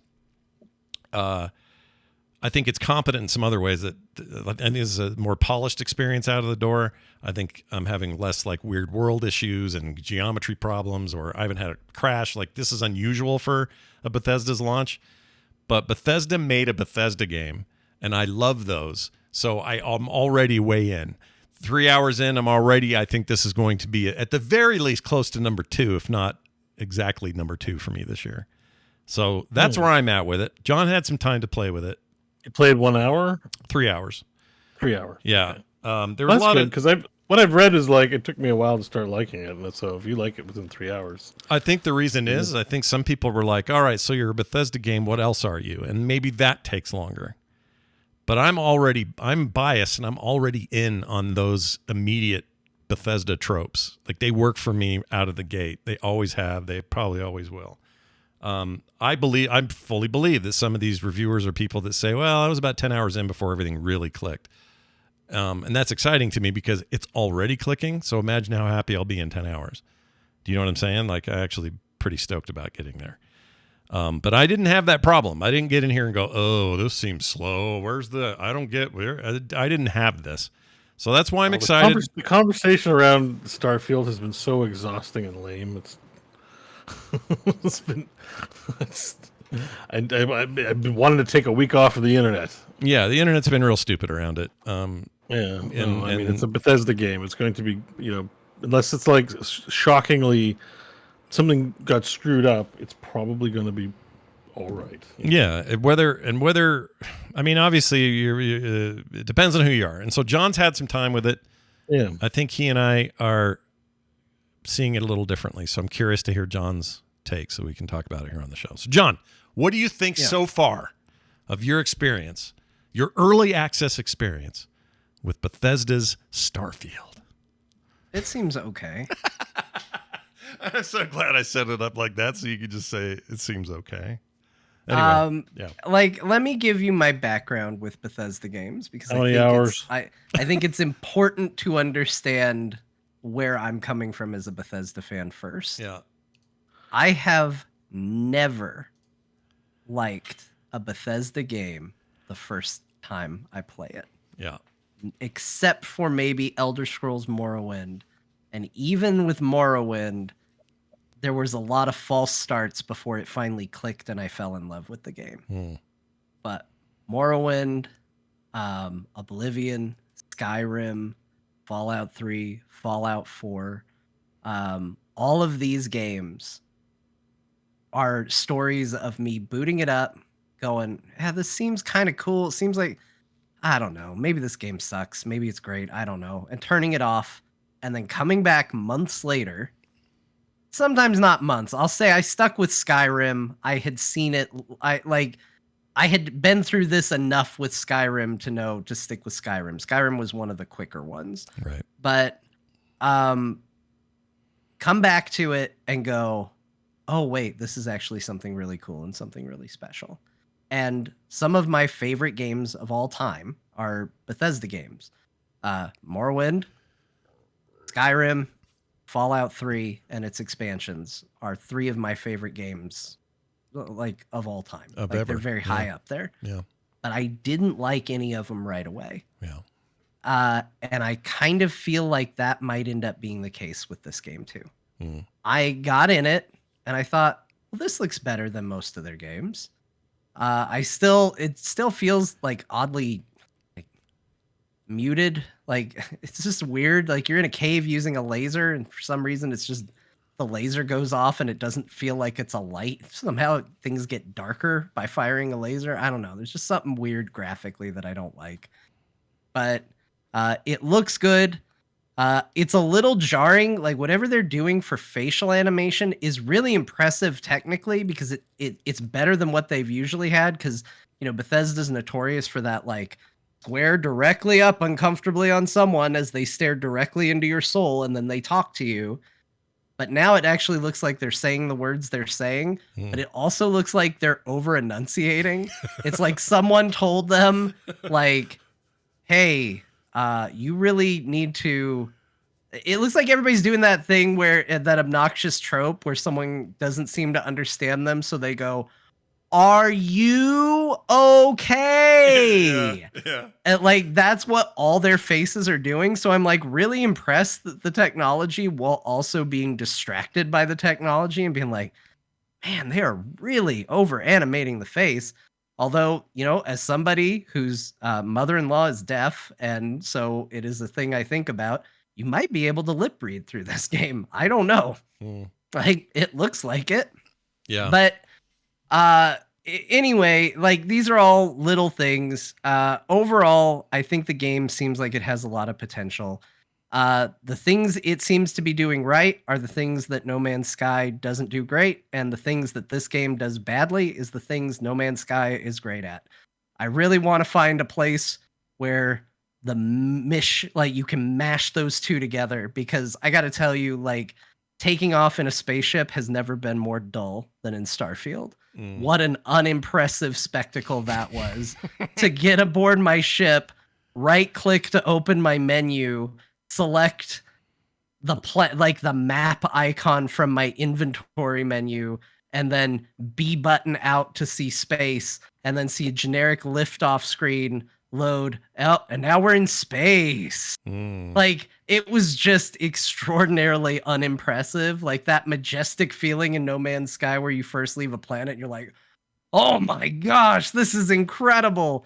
Was so dull. Well, in this. do you okay, I see where your point is with that, but like when you were playing Mass Effect all those years ago, did you feel that way then, or is it because No Man's Sky came along and made you go, oh, it can be different, this can be a seamless I think travel? the difference is that I feel like the comparison to, here's why I think comparing to No Man's Sky is fair. I feel like both games are trying to accomplish something very similar.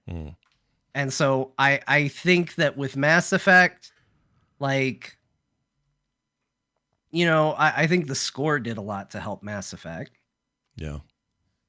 Music's real good in this game, though, by the way. Real good. But I think it's fair in a game about space exploration that going into space should feel cool.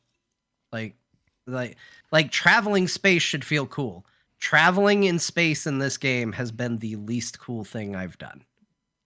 Like when I prioritize my things, here's what's been interesting. Okay. My interactions with people. Yeah. The shooting, actually really good. Agreed. For something that was one of my biggest fears about like this game, like seeing the shooting and going like, oh, that looks awful. Like the shootings, it's not Doom, but it's not terrible.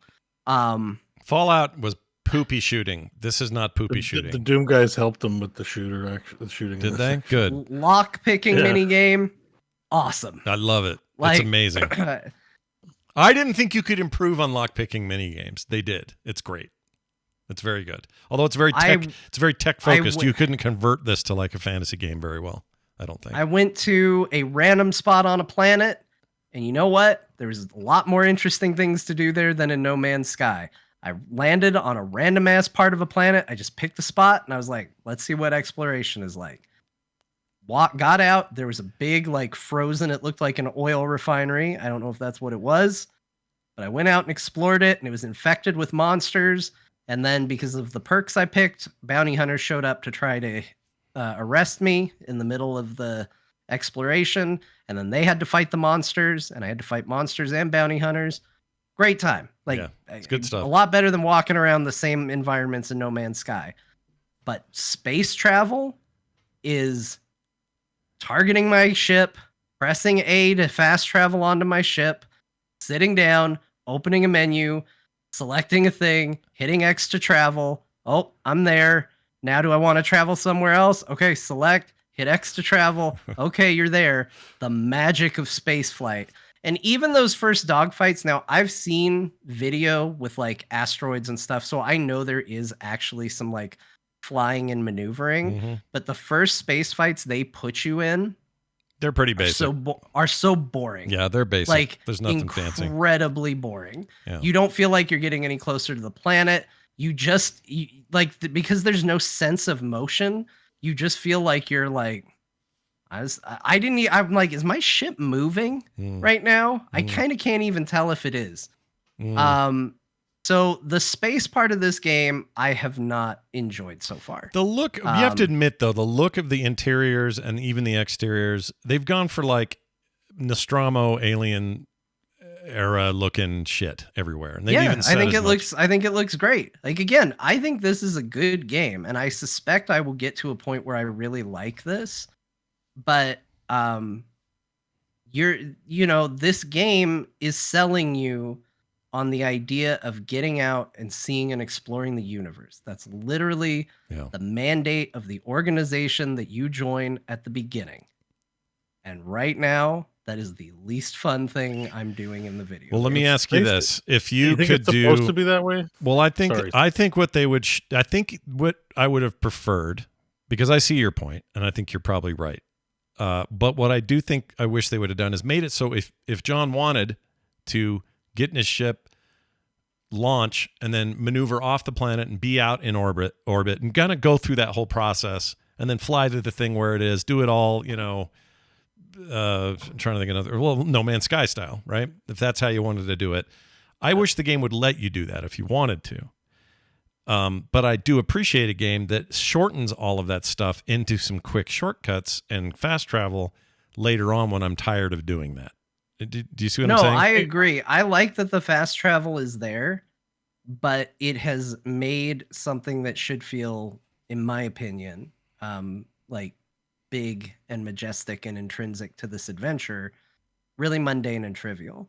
Like the fact that you don't even launch it from an instrument on the cockpit, like you sit down at the cockpit and then you press start to go into your inventory to select your map navigation. It's not even like a console command on the ship. Yes and or no. Yes your and no. alternative is you can get up out of the chair, walk back to a navigation table and look at that, and then it teleports you back to the chair once you navigate. Yeah, well, there is another way, though. You don't have to do the menu thing. If you get into the chair, you're on a planet, and you want to take off. When you get in, one of the options up in front of your HUD is take off.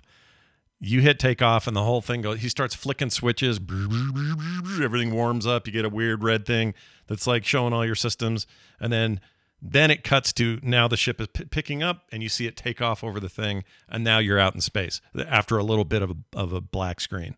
So it's not perfect, but there is a way to, if you want to simulate that feeling of I just pushed a bunch of shit and got out of here, you can, or you can do like you said, plot your courses, and then it just eliminates all that middleware for you to go out there. And again, I think it's cool that I can do both. I would like to do more than just, go out there in that way. I would like to have more. I would like to have more of a feeling that this world is seamless and all the load times are just happening without me ever thinking about it. I would love that. That would be freaking great. Like a little more like what it's like on the planets themselves. Because when you go land like on Venus or wherever the hell I was, and there was a refinery, a little bit like what you did. When I ran out there, it was a long way to go, and it felt important to go there. And when I finally got there, there was stuff to do and things to deal with and story that unfolded and resources to be concerned with and mine on my way. And it seemed like a very outside to inside, very seamless, very cool traversal. But you're not wrong. The ship stuff feels load screeny. Well, and you're right, because when I did that, when I took the journey to get up to that and go through that, I'm glad that I walked there. When I was done, I was really glad that I could fast travel back. Right.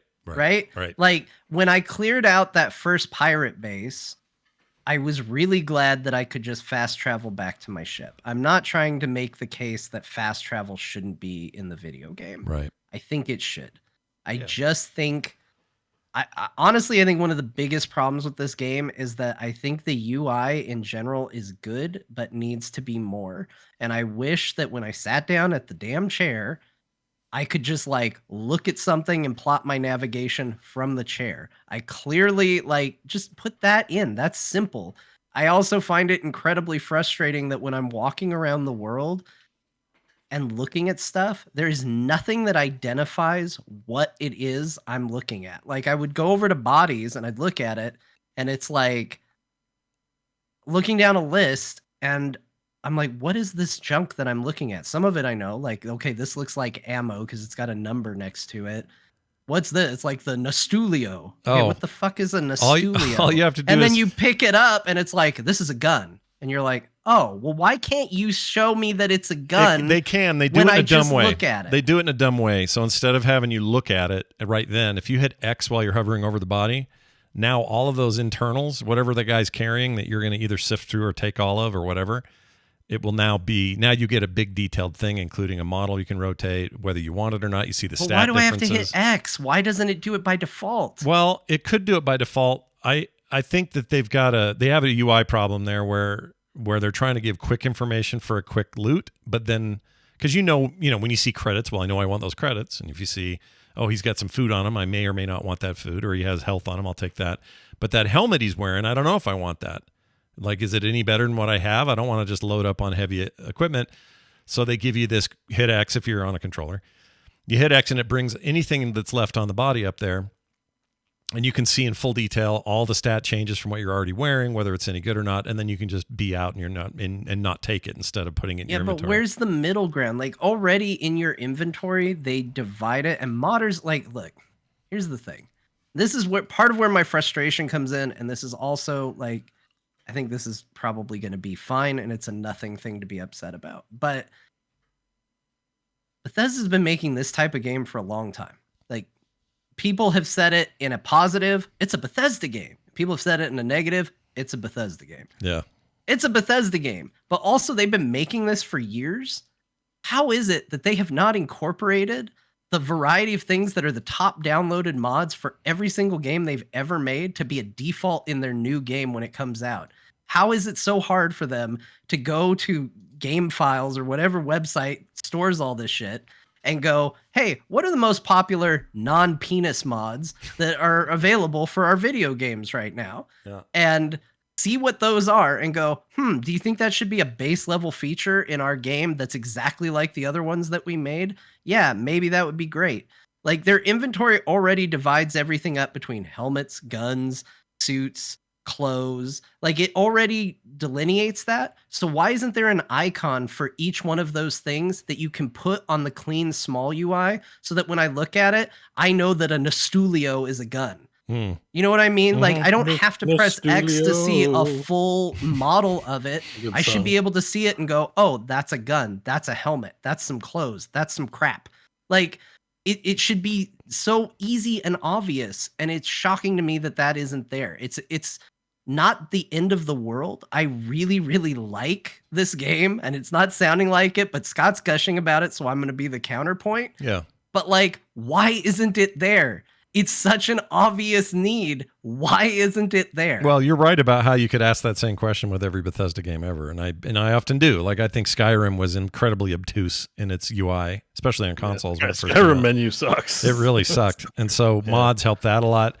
But it was never deal breakers for me, and you're not saying that either. But no, I'm going to play this game. I don't think this game is unplayable. I don't think anything I named is a deal breaker for me.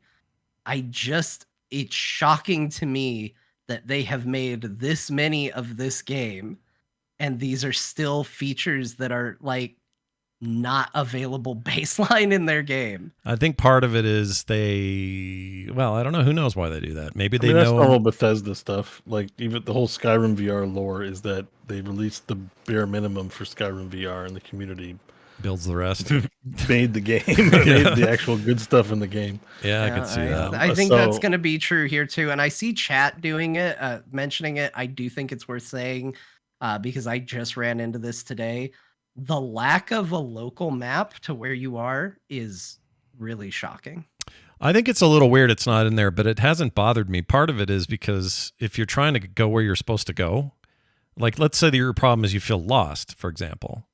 You have on your radar where your destination is, but if that's not enough, the scanner, which is literally just tap if you're on controller, you just tap the LB button, the bumper up top on the But isn't side. it like the future? So Google Maps has come and gone. Like, we have this, I couldn't that's- find where to but sell stuff in a that's my city. point. Like, that's ridiculous. No. I agree with you. What I'm saying, though, is if you're lost, you tap that button, you now have arrows on the ground telling you where to go. Like, it's not like you're lost. You'll always Not find if I a way. want to do something off the main path, though.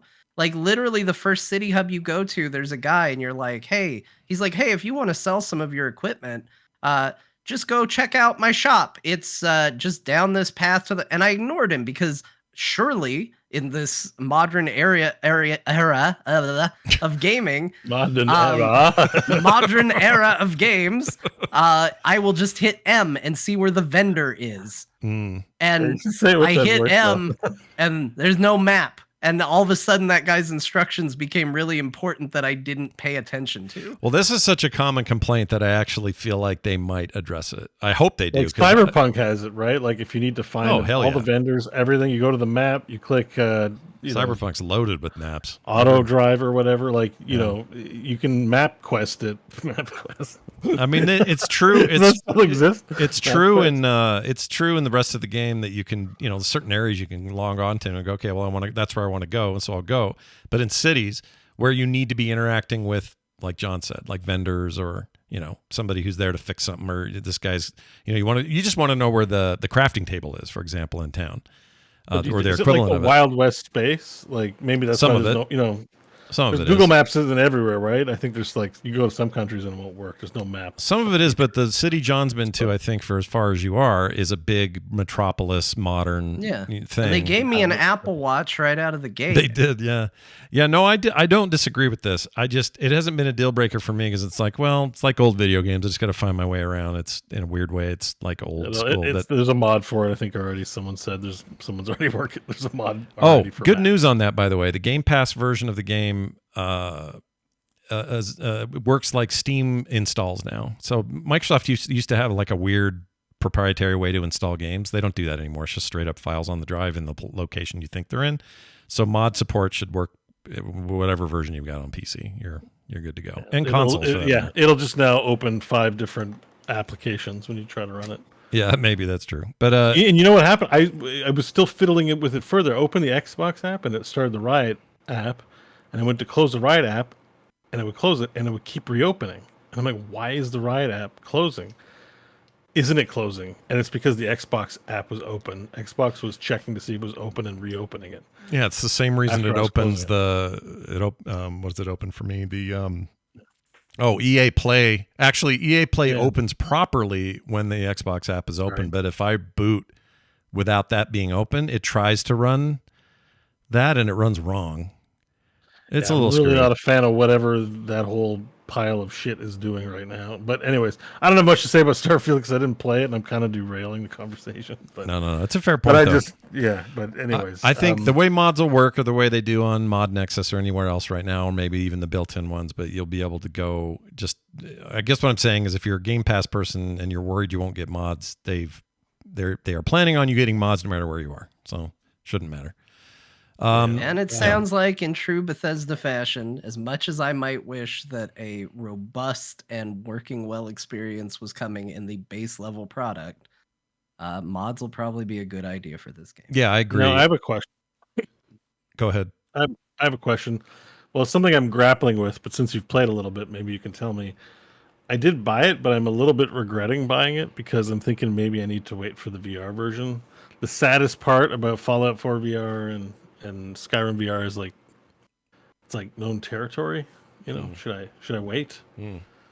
Should I wait for the VR? I mean, if edition? all Or you want is mods? VR, Probably just mod it. There probably won't even be a Starfield VR. if all you want is VR with Starfield, then Starfield in its current state isn't going to give you that. So I'd say don't. I guess. I mean, if you really like Bethesda RPGs without VR, then I would play it. But but if it's VR is a deal maker in this case, then I don't even know if they've announced anything. I just wonder because then I'm like, the sucky thing about Skyrim VR is that I know I have everything memorized. There's no magic in the actual gameplay. I'm like, I know it all. I've played it a ton, so I'm like, no, this is probably pretty good, but maybe I should wait for the VR version. Yeah, I don't know. That's hard for me to say. Like, yeah, by all accounts, this game is huge. Even their own, and maybe there would still be more worth to explore, later. But yeah, I don't know. Yeah, I don't know. I don't know on that one. I mean, if if there's enough, here's the thing though, if there's enough outcry about the city map part, for example, I could see them putting that in. And they would be best suited to do it because they know where all the shit is, and we don't have to come up with a bunch of scripts from people and graphics from people who it may not fit the game. You know, I don't know. Mods are fine usually, but I would rather have. It'd be way better if like Todd Howard came out and said, "Oh, we heard you. You guys are right. We need maps. That's stupid that we didn't do it." And I'd be glad if they did that. But it's not really holding me back, and I'm feeling that feeling of just a big, cool world I want to hang out in. I want to see these places. I want, you know, in some ways, the space odyssey of it all is misadvertised because really what this is a futuristic take on Bethesda games. It's just it's a setting to play more of that kind of game in that isn't old, like, you know, it's not fantasy and medieval, and it isn't decrepit and horrible the way Fallout is. Those are their own worlds. This is like, hey, what about future world? But it's still a Bethesda game. And for me, that is not a problem. That is in fact a benefit. Like, I want that. That's the game I want to play. Part of it's familiarity. Part of it's just they make me feel a certain way. You know, or some of these aspects John's bringing up not perfect. Absolutely. Like, there's some issues, but was there fun stuff that happened? Oh, hell yeah. I've had some crazy Yeah, conversations. and that's the thing is, like, I don't want to. I kind of let Scott run because he's gushing about it. But well, you can gush think too. There's no rule that there has to be one gusher. I know, one but like, you know, I also want to set expectations. Like, you know, people should. Oh yeah, know but you this both only game played is like not- 5 hours, right? Like, This game Well, ain't perfect. I've played but 3. John's played. I don't know what. do really think that there might be something. Like, this is a good game. I have no doubts that this is at least a good game. Like, bottom line, I don't think this is a bad game. I had fun with my time playing it. I am not as into it as I hoped I would be. I am not as put off by it as I was worried that I might be. And I think if you like Bethesda games, you know whether that's you or not. And if you do, you will probably like this game. Yeah. Like, I think that's fair. I think it comes right down to that. Like, when people say this is a Bethesda game, how do you interpret that? Do you hear that as a good thing or a bad thing? And if you hear it as a good thing, probably gonna like this game because it's got a lot of that stuff. Making a character was super fun. It's got cool perks. It's got cool abilities. It's got a cool leveling tree. It's got a world that feels like, you know, it's worth exploring. I do like the art. It is probably one of the more interesting of the Bethesda games to look at, I think. Visually, I agree. I think that even though it's still it's muted, it's a style I like, but I also agree that it's muted. I think it's muted on purpose, but I also think the detail and the just upped quality and animation and textures and environments is really on display here. It looks really nice, you know? Yeah. So, and I have another question. Are you able to fly around? Yes, but not in the way that, well, as John described, it's not No Man's Sky style. Like, I assume that's like about warp travel, because distance between stars, if they're going for gritty realism, is enormous. So there must be some sort of warpy dorpy thing. Right, but if you're out in the middle of, you're out in orbit around a planet, you can fly all over the place. Like, I flew from. Okay.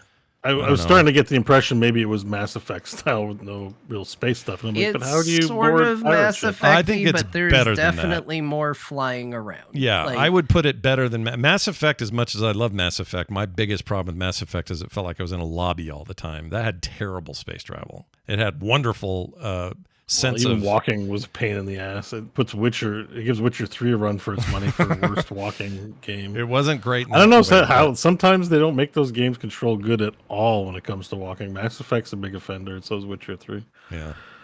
But no, I was just curious because I know one of the fun things, because it did feel like it had like maybe a freelancer, or not freelancer, but like I don't even know what to compare it to. Just that you're able to board enemy ships. You can definitely do that. You can or do just that. I've board heard ships that's and very steal. cool. I have not done it yet. I've done Yeah, one. now you I've guys heard are it's really very early, cool. but Yeah. you've done it. I've done one Okay. ship, and it was great. It was very fun. Yeah. The way that they handle it, instead of making it feel like what's that really simmy one that Beau, you played a ton of it for a long time. FTL. not FTL. Stellaris. No, not like that, Simi. I mean, like, why can't I think of the damn thing? Elite Dangerous. Elite Dangerous was all about, you're gonna have to manually land this shit and line. If you're gonna dock this thing, line up the. They were going for all that really Newtonian physics stuff and all that. This isn't that. So when I went and attacked this ship or boarded it, it was basically get close enough, and when you're close enough to it, you hit dock, and then the camera view changes to me moving up to a dock hole on that ship, and then and now I'm on it. Now I can enter it. So that stuff is cool too. I will say that part felt good. Anytime where I was in the chair, the ship was moving, I was pressing a button, and then the ship was reacting to it, that felt good. And I think that's why the whole like press start to menu select space travel bothers me. Yeah, I understand. I understand that, because the other stuff feels so good that by comparison doesn't. It feels like quality of life later, but it's the standard now. But even you know what I'm saying? Like this is so dumb. Like there's gonna be people that this comment is gonna really piss off, but like this is just how I feel about it. For whatever reason in my head, the fact that I am pressing start to bring up my generic menu to select space travel options from it feels awful.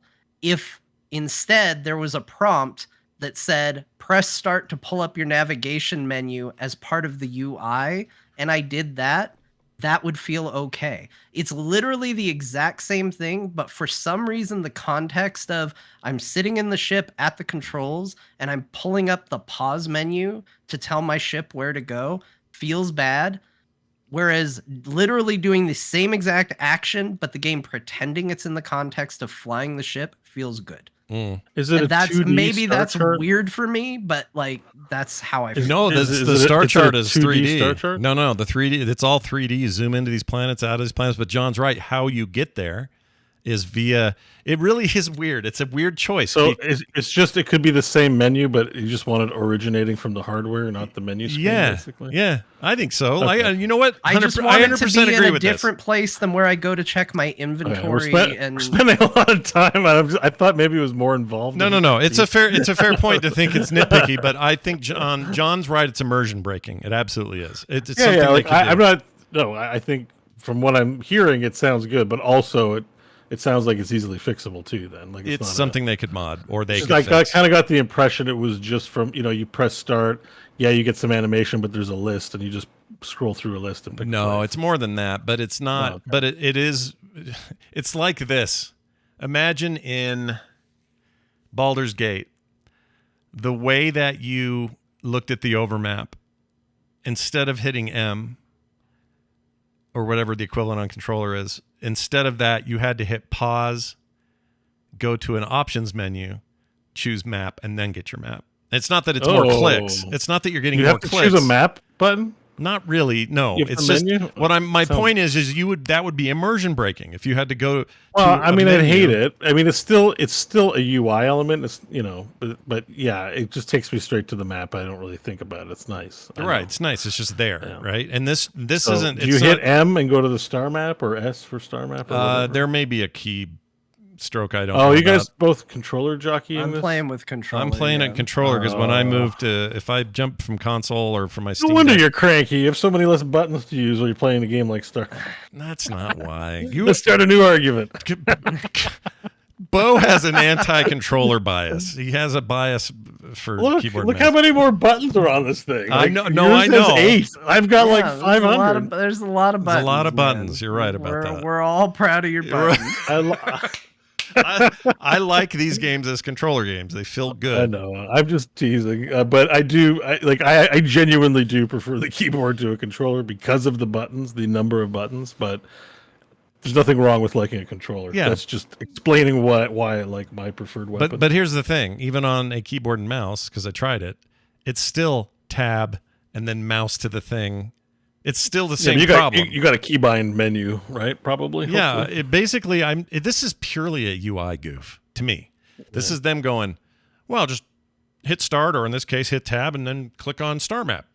But what they don't realize is they're asking me to do that on a screen that is like broken up into star map, inventory, missions, I forget what the upper right one is.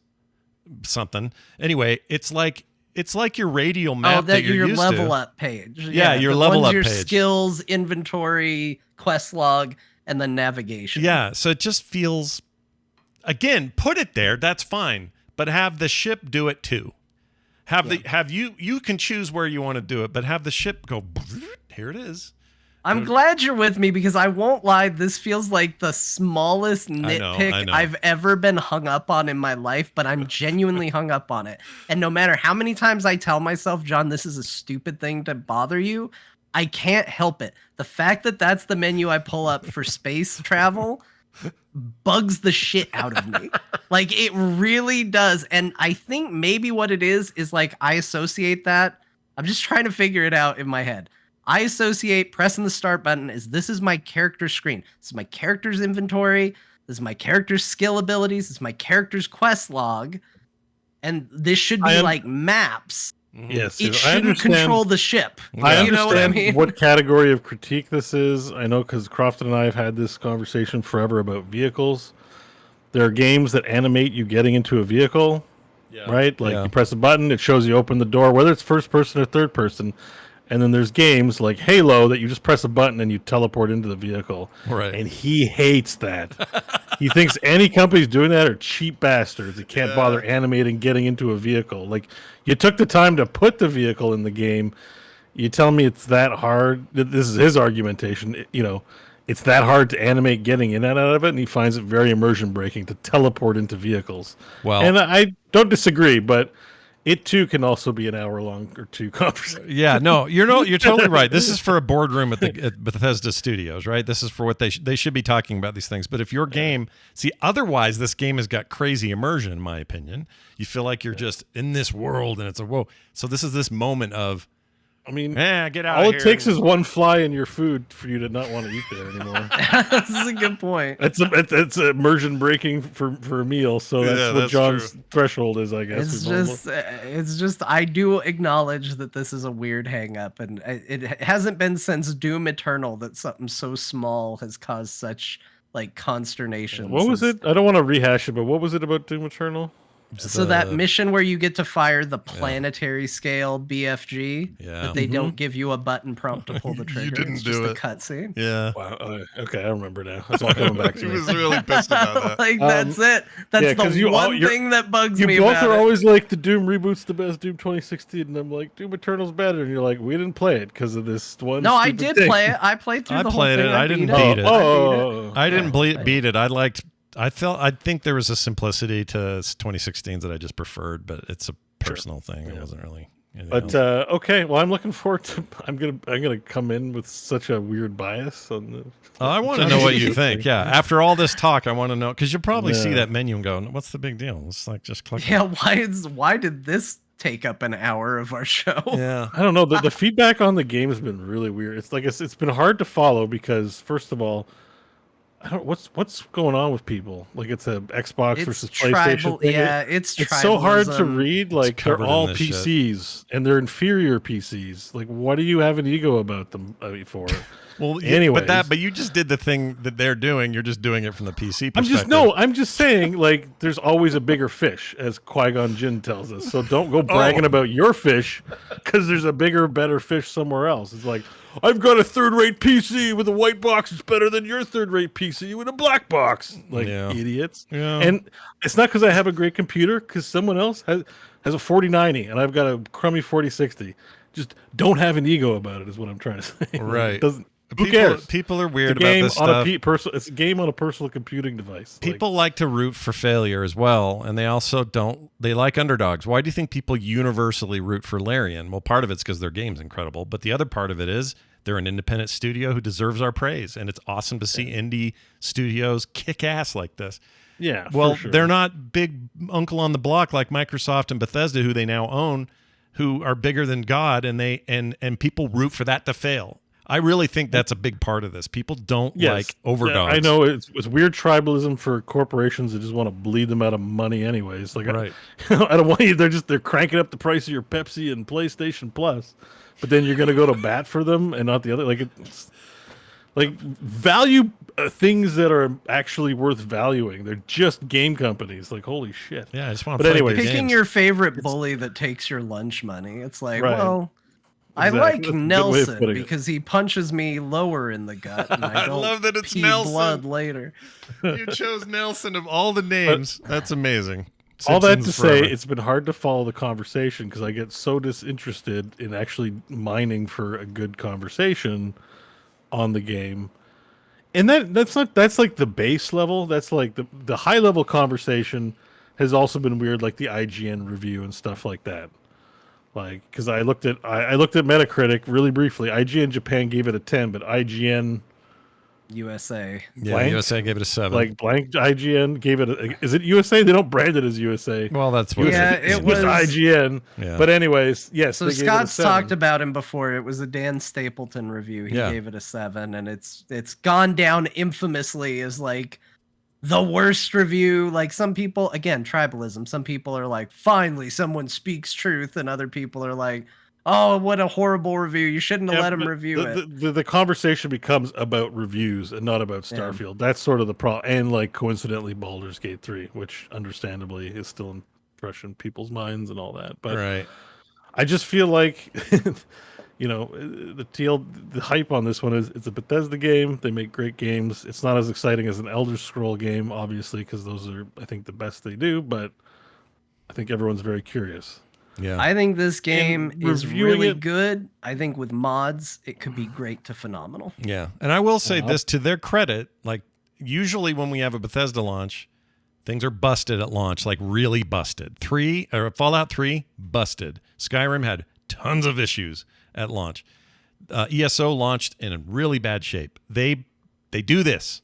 This didn't launch in terrible shape. This game runs really well. It looks really nice. It's running at 120 or 144 frames a second on my PC with the fan barely going up. Like technically, this is a good game so far. I mean, I'm only 3 hours in. There's a lot to play.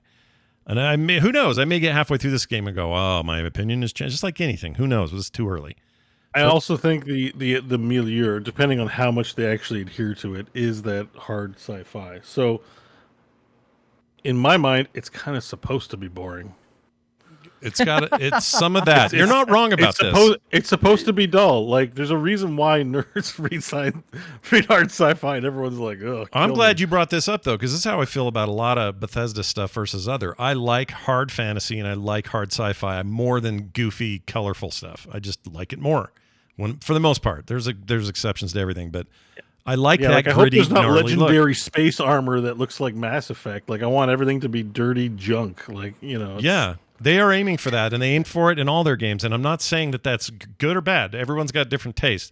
But this is the one thing I think I bump up against with people is I want that in my hard sci-fi, and I know some people don't. They want a more jokey approach, and I'm okay with a hybrid. I thought that Outer Worlds from Obsidian is amazing. In fact, in a lot of ways, this is that, but more expansive. Like those Outer Worlds games are I haven't awesome. This played feels Outer like Outer Wilds. Worlds with a budget. Outer Worlds Yeah. feels more like the pulp sci-fi of the same era, not the hard sci-fi. Yeah, You know, the yeah. crazy tentacle women of Jupiter, or cloud cities on Mars, or like that. You can picture the covers of them, like those pulp science fiction Yeah. books. That Outer Wilds struck me aesthetically as that, where this strikes me as like it's Isaac Asimov. Like, pay me to read it, please. Like, Fair, Yep. fair point. I think that's and my a fair aunt point. used to gift me all kinds of Isaac Asimov, and I should have read it, but it was just so hard. I'd read 10 pages and go, I don't know, I'm going back to Hitchhiker's dude, I Guide. had the same problem. My parents bought a bunch of his books for me because I liked Star Wars, and the most fun I had was reading the 4 laws of robotics on the back of the book. And Yeah. every time I tried to get into it, I was like, this is not. When I tried to read Foundation book 1, I was going Yeah. to try to read that series. It's impenetrable to me, but I like it when it's like I like the TV show. Well, I mean, Arthur C. Clarke is a lot more accessible from a hard sci-fi perspective. Yeah, There's another Dune's author, like that. Dune's very hard sci-fi, but Dune is consumable.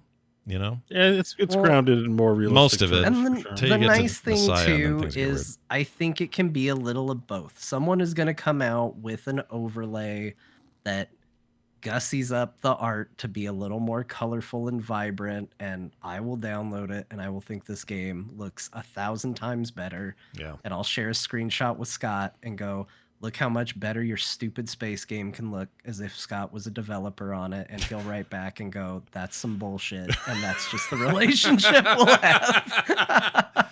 Yeah, no, it's like, it's whatever. The reason I like the aesthetic of ESO and not Final Fantasy 14, I don't want to start that whole fight. But the point is, Really like, weird. I'm looking up. there's an aesthetic difference. There's an aesthetics to it all. And for whatever reason, I just lean this way. And I don't know why, because there are parts of my life where I am goofy cartoon man. But for when it comes to I know this stuff, that is the part that throws me, is that you're an artist. yeah. And I'm like, but as soon as things get wacky and weird, you're like, no, I'm out. It depends on how I like wacky and how realism. weird. Look at this fat Batman I drew. I'm Yeah, like, what no, is you're totally right. going on? You're absolutely right. Like it is it's a contradiction. I admit it. I don't know what to do about it, but enough I admit it. though. And I never really thought of Michael Crichton as a hard sci-fi writer, but I'm on the hard science fiction wiki page, where it just gives examples, like of representative Some works. of his stuff is. Jurassic Park is one of them. Yeah. I was like, oh yeah, I did read that book, and it very much is like, yeah, is it possible some dormant DNA can be brought back? It's not. The movie is very popcorn summer blockbuster, but the actual book is like, it's a what if, like, with a concern to be as scientifically accurate as possible. So I It takes don't. a long time for dinosaurs to show up in Jurassic Park. In the game or But in the book. at the end of the day, when you have dinosaurs, at least as we knew them back then, before they got all feathered and like, well, T-Rex was Look at all these probably colors. basically a giant chicken, and you're like, oh shit, Oh yeah, Ringworld too. what has happened? Larry Niven's Ringworld. Oh yeah, dude. I've seen books I read though, but Hard sci-fi to No, me is, but I think the Expanse books fall into this. Whether people agree they with me do. or not. They're listed as a representative work. It's not a comprehensive list of hard sci-fi. I'm like, I was trying to like remember books I had read. I find those incredibly it's readable, been but they're hard years. sci-fi, and by those definitions. But I don't know. This game seems to be attempting that. There's also drama and character and all that stuff. I think it's. I mean, I'll be honest about this one aspect. I'm going to play the hell out of this, and I'm going to love it. But I'm actually slightly more excited about Outer Worlds 2 as they expand. They're now a Microsoft studio. They have more money, and see what they do with that sequel. I'm a little bit more excited. In the same way that Fallout New Vegas is my favorite Fallout game. There's something about those guys, and like whatever they're going to do. What's their fantasy one coming up? Skyrim-ish. It's called Oh yeah, Avowed? I can't Avowed. think of the name. right. Avowed. Yeah, that's Very Yeah. excited about that. Like Obsidian is just one of those devs for me, and they fit in that cute little category of they're still kind of indie, but they're also big. You know? well. They also seem to fall in the sweet spot, like between how we feel. Yeah, Like yeah. Outer Worlds adheres to a lot of that gritty realism and stuff like that you like, but is also kind of bright, kind of colorful, kind of over the top, And a little goofy sometimes. Like their and whole a little like goofy. having And to you always can run go- around and kill people with a giant moon for a head. Like, Yeah. you know, it's there. And when they always have to end their sentences and our company is the best. Check them out today for the best deals on guns in the universe or whatever. They're always like, you know, they really play into that whole the world has become nothing but a big corpo advertising nightmare. That's why I love New Vegas, because New Vegas plays with a lot of those tropes. Those guys are awesome. I'll love whatever that is. I played that game, finished it twice. I don't even think I've told you that. I beat Outer Worlds 2 times. Wow. Twice? I Once- haven't even beaten it once. Once? I've played through most of it, but I've never beaten it. I beat it once on Xbox One or whenever it was first. Maybe that was PC. And then again on my Series X. And I loved it both times, and I played very differently and had a different outcome. And that game's, you know, those are basic. Those guys are Bethesda Junior when it comes to games. So I love their stuff.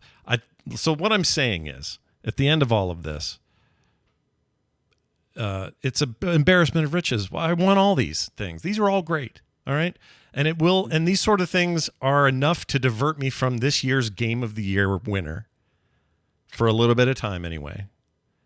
We don't. And that's we can fine. praise other games. It doesn't have to. Baldur's Gate 3 speaks for itself. Yeah, but people are weird about. We were just talking about this shit. I'm trying to ignore it, but people are weird. Okay, but I will say this. I didn't necessarily bring this up when I talked about it. It is hard because the main game I was playing before going into this was Baldur's Gate 3. I think that's going to be true for a lot of people playing this game.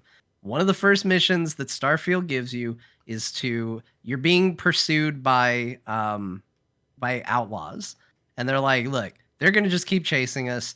We need to go talk to the leader and get him to stop. Okay, that makes sense. Great quest. Land on the planet. I go walking up, and I go walking in there thinking like I'll ring the doorbell and talk to him and be like, yeah, we're going to hash this out. And all of a sudden I'm getting shot at. And I was like, well, wait a minute. Where was the dialogue?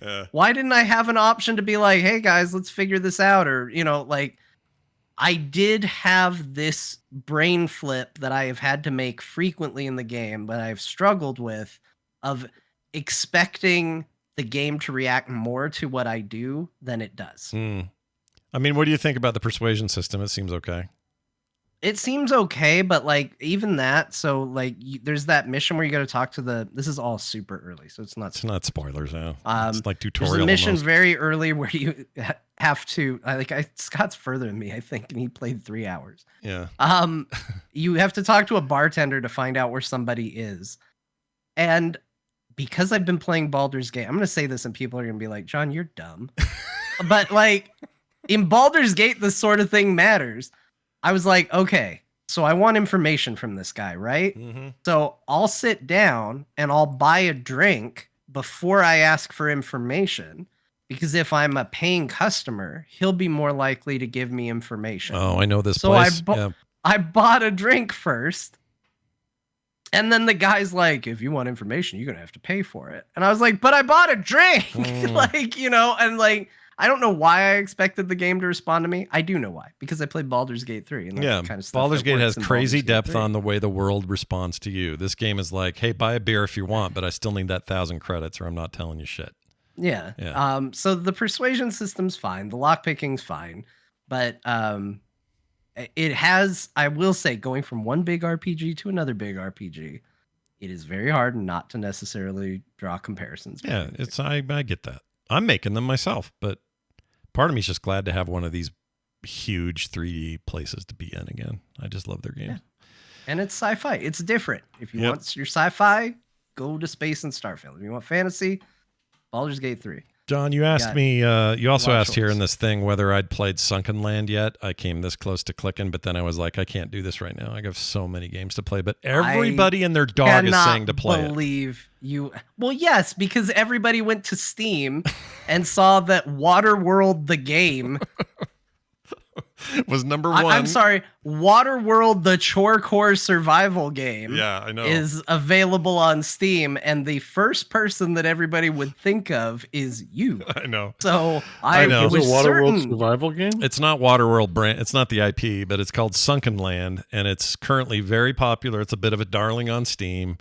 People are telling me left and right I need to play it. It's basically Waterworld. You got to build up on top, and you go down to the depths to find old cities and old places that are all wrecked, and find and scavenge things that you can use up on the surface. And it's not like boats and junk. Does it have paper? You ever seen paper? Look at the paper. Oh, I love it. Probably, if I had to guess, they would. But yeah, it's This does $19. look like it's got your name written all over it. Yeah, I think I'll probably pick it up. But I just, with all this going on, I couldn't justify it.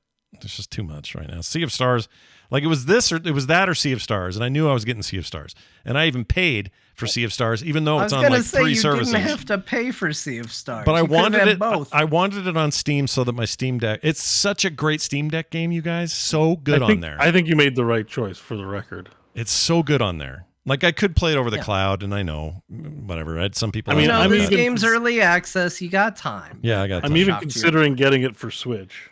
Yeah, it's great. Because it is available on Switch, and it looks like it'd be better in a handheld. It's excellent in handheld form. It's excellent on screen. It's just a Sea of Stars is rad so far. What a weird time to be alive. 2023 will not slow its effing roll, and we still have shit coming. So get ready for that. Yeah, Phantom Liberty in 2 or 3 weeks. Right? And I think I'm going to try and play that in VR. I'm going to start a fresh game and do the whole experience from the VR headset. I would watch that Holy stream. damn. The mod. That sounds like fun. I don't know if the mod will work. It depends. So I might have to wait for the mod to be updated if it needs to be. But I'm also excited to hear about a game I almost pulled the trigger on 2 or 3 times, and that's Armored Core 6, Fires of Rubicon, and John played it, and I'm jealous of John because he played it. So, John, how is Armored Core 6? This game is extremely cool. Holy hell, you guys. Armored Core 6 is a fantastic video game. I really don't want to hear about games getting good right now. I got bad news for you, Beau. I was in the throes of Baldur's Gate 3 passion. I was having the time of my life. It was ugly, the relationship we were sharing. And I've still put 10 hours into Armored Core 6 amidst that playthrough. That's because this game is like a gaming dessert in a way. Like, this game is not, it's structured in a way that is exactly what I wanted it to be deep down.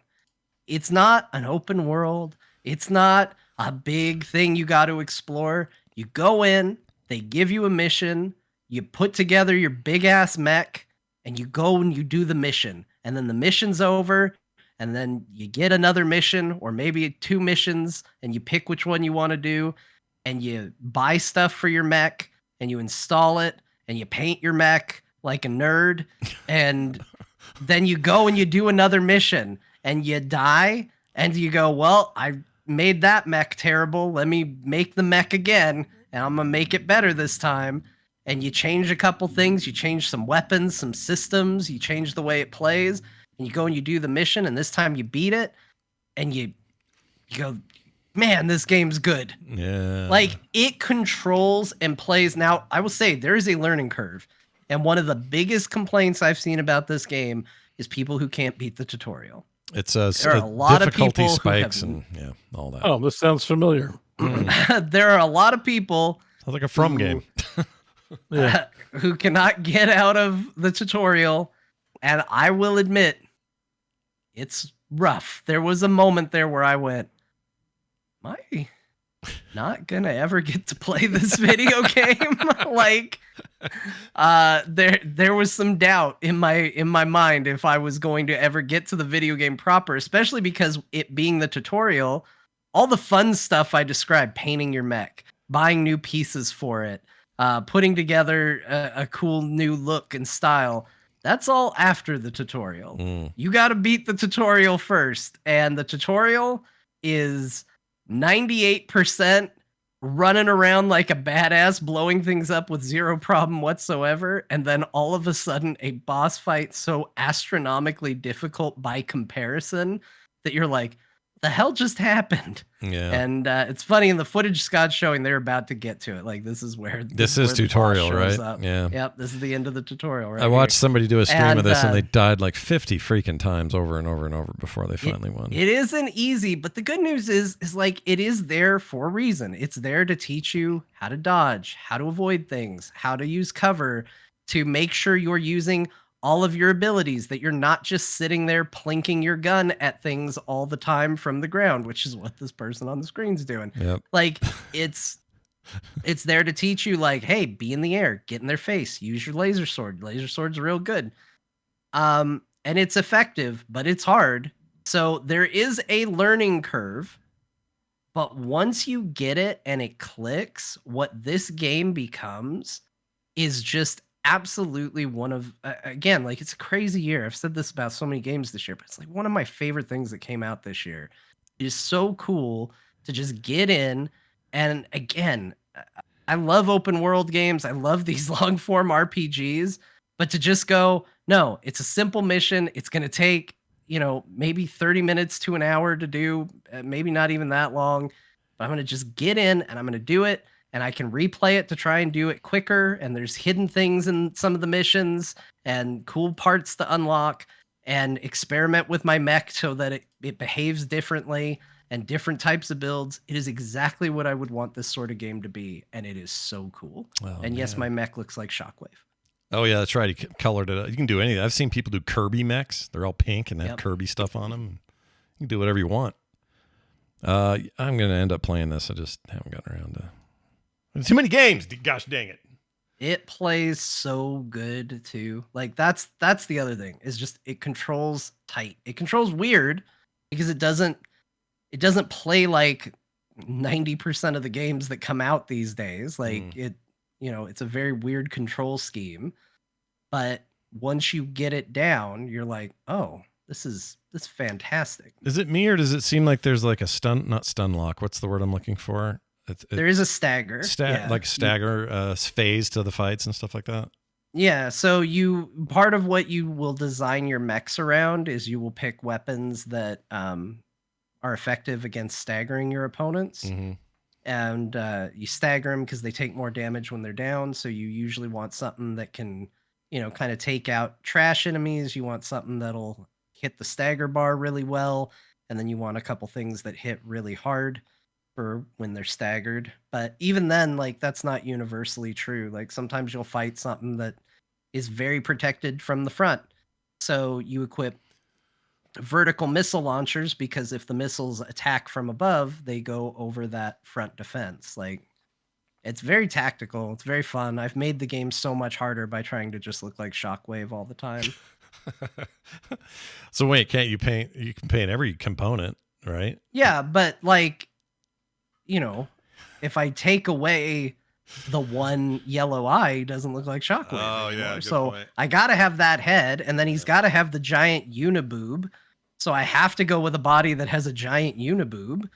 So I'm locked in on head and body right there. He's got a laser cannon for an arm, so one of those arms has to be a laser cannon of some kind. Yeah. Like, and there's, a chunk of your build right there. Just say, you can't say John's not true to his true loves, and one of them is that character. You can't change it. I get it. I can't change it. I got to do it. It looks rad. That'll be a game I play. I just got to fit it in. And Beau, I'll bet Beau plays that. One of these days, there'll be a Shockwave mod for Baldur's Gate 3, and you can romance Shockwave. There you go. Oh, man. Thank God. Maybe they'll put a VR version of this out, Beau, and you can play VR giant mech. Yeah, they did one for Elden Ring, but I got to say it wasn't great.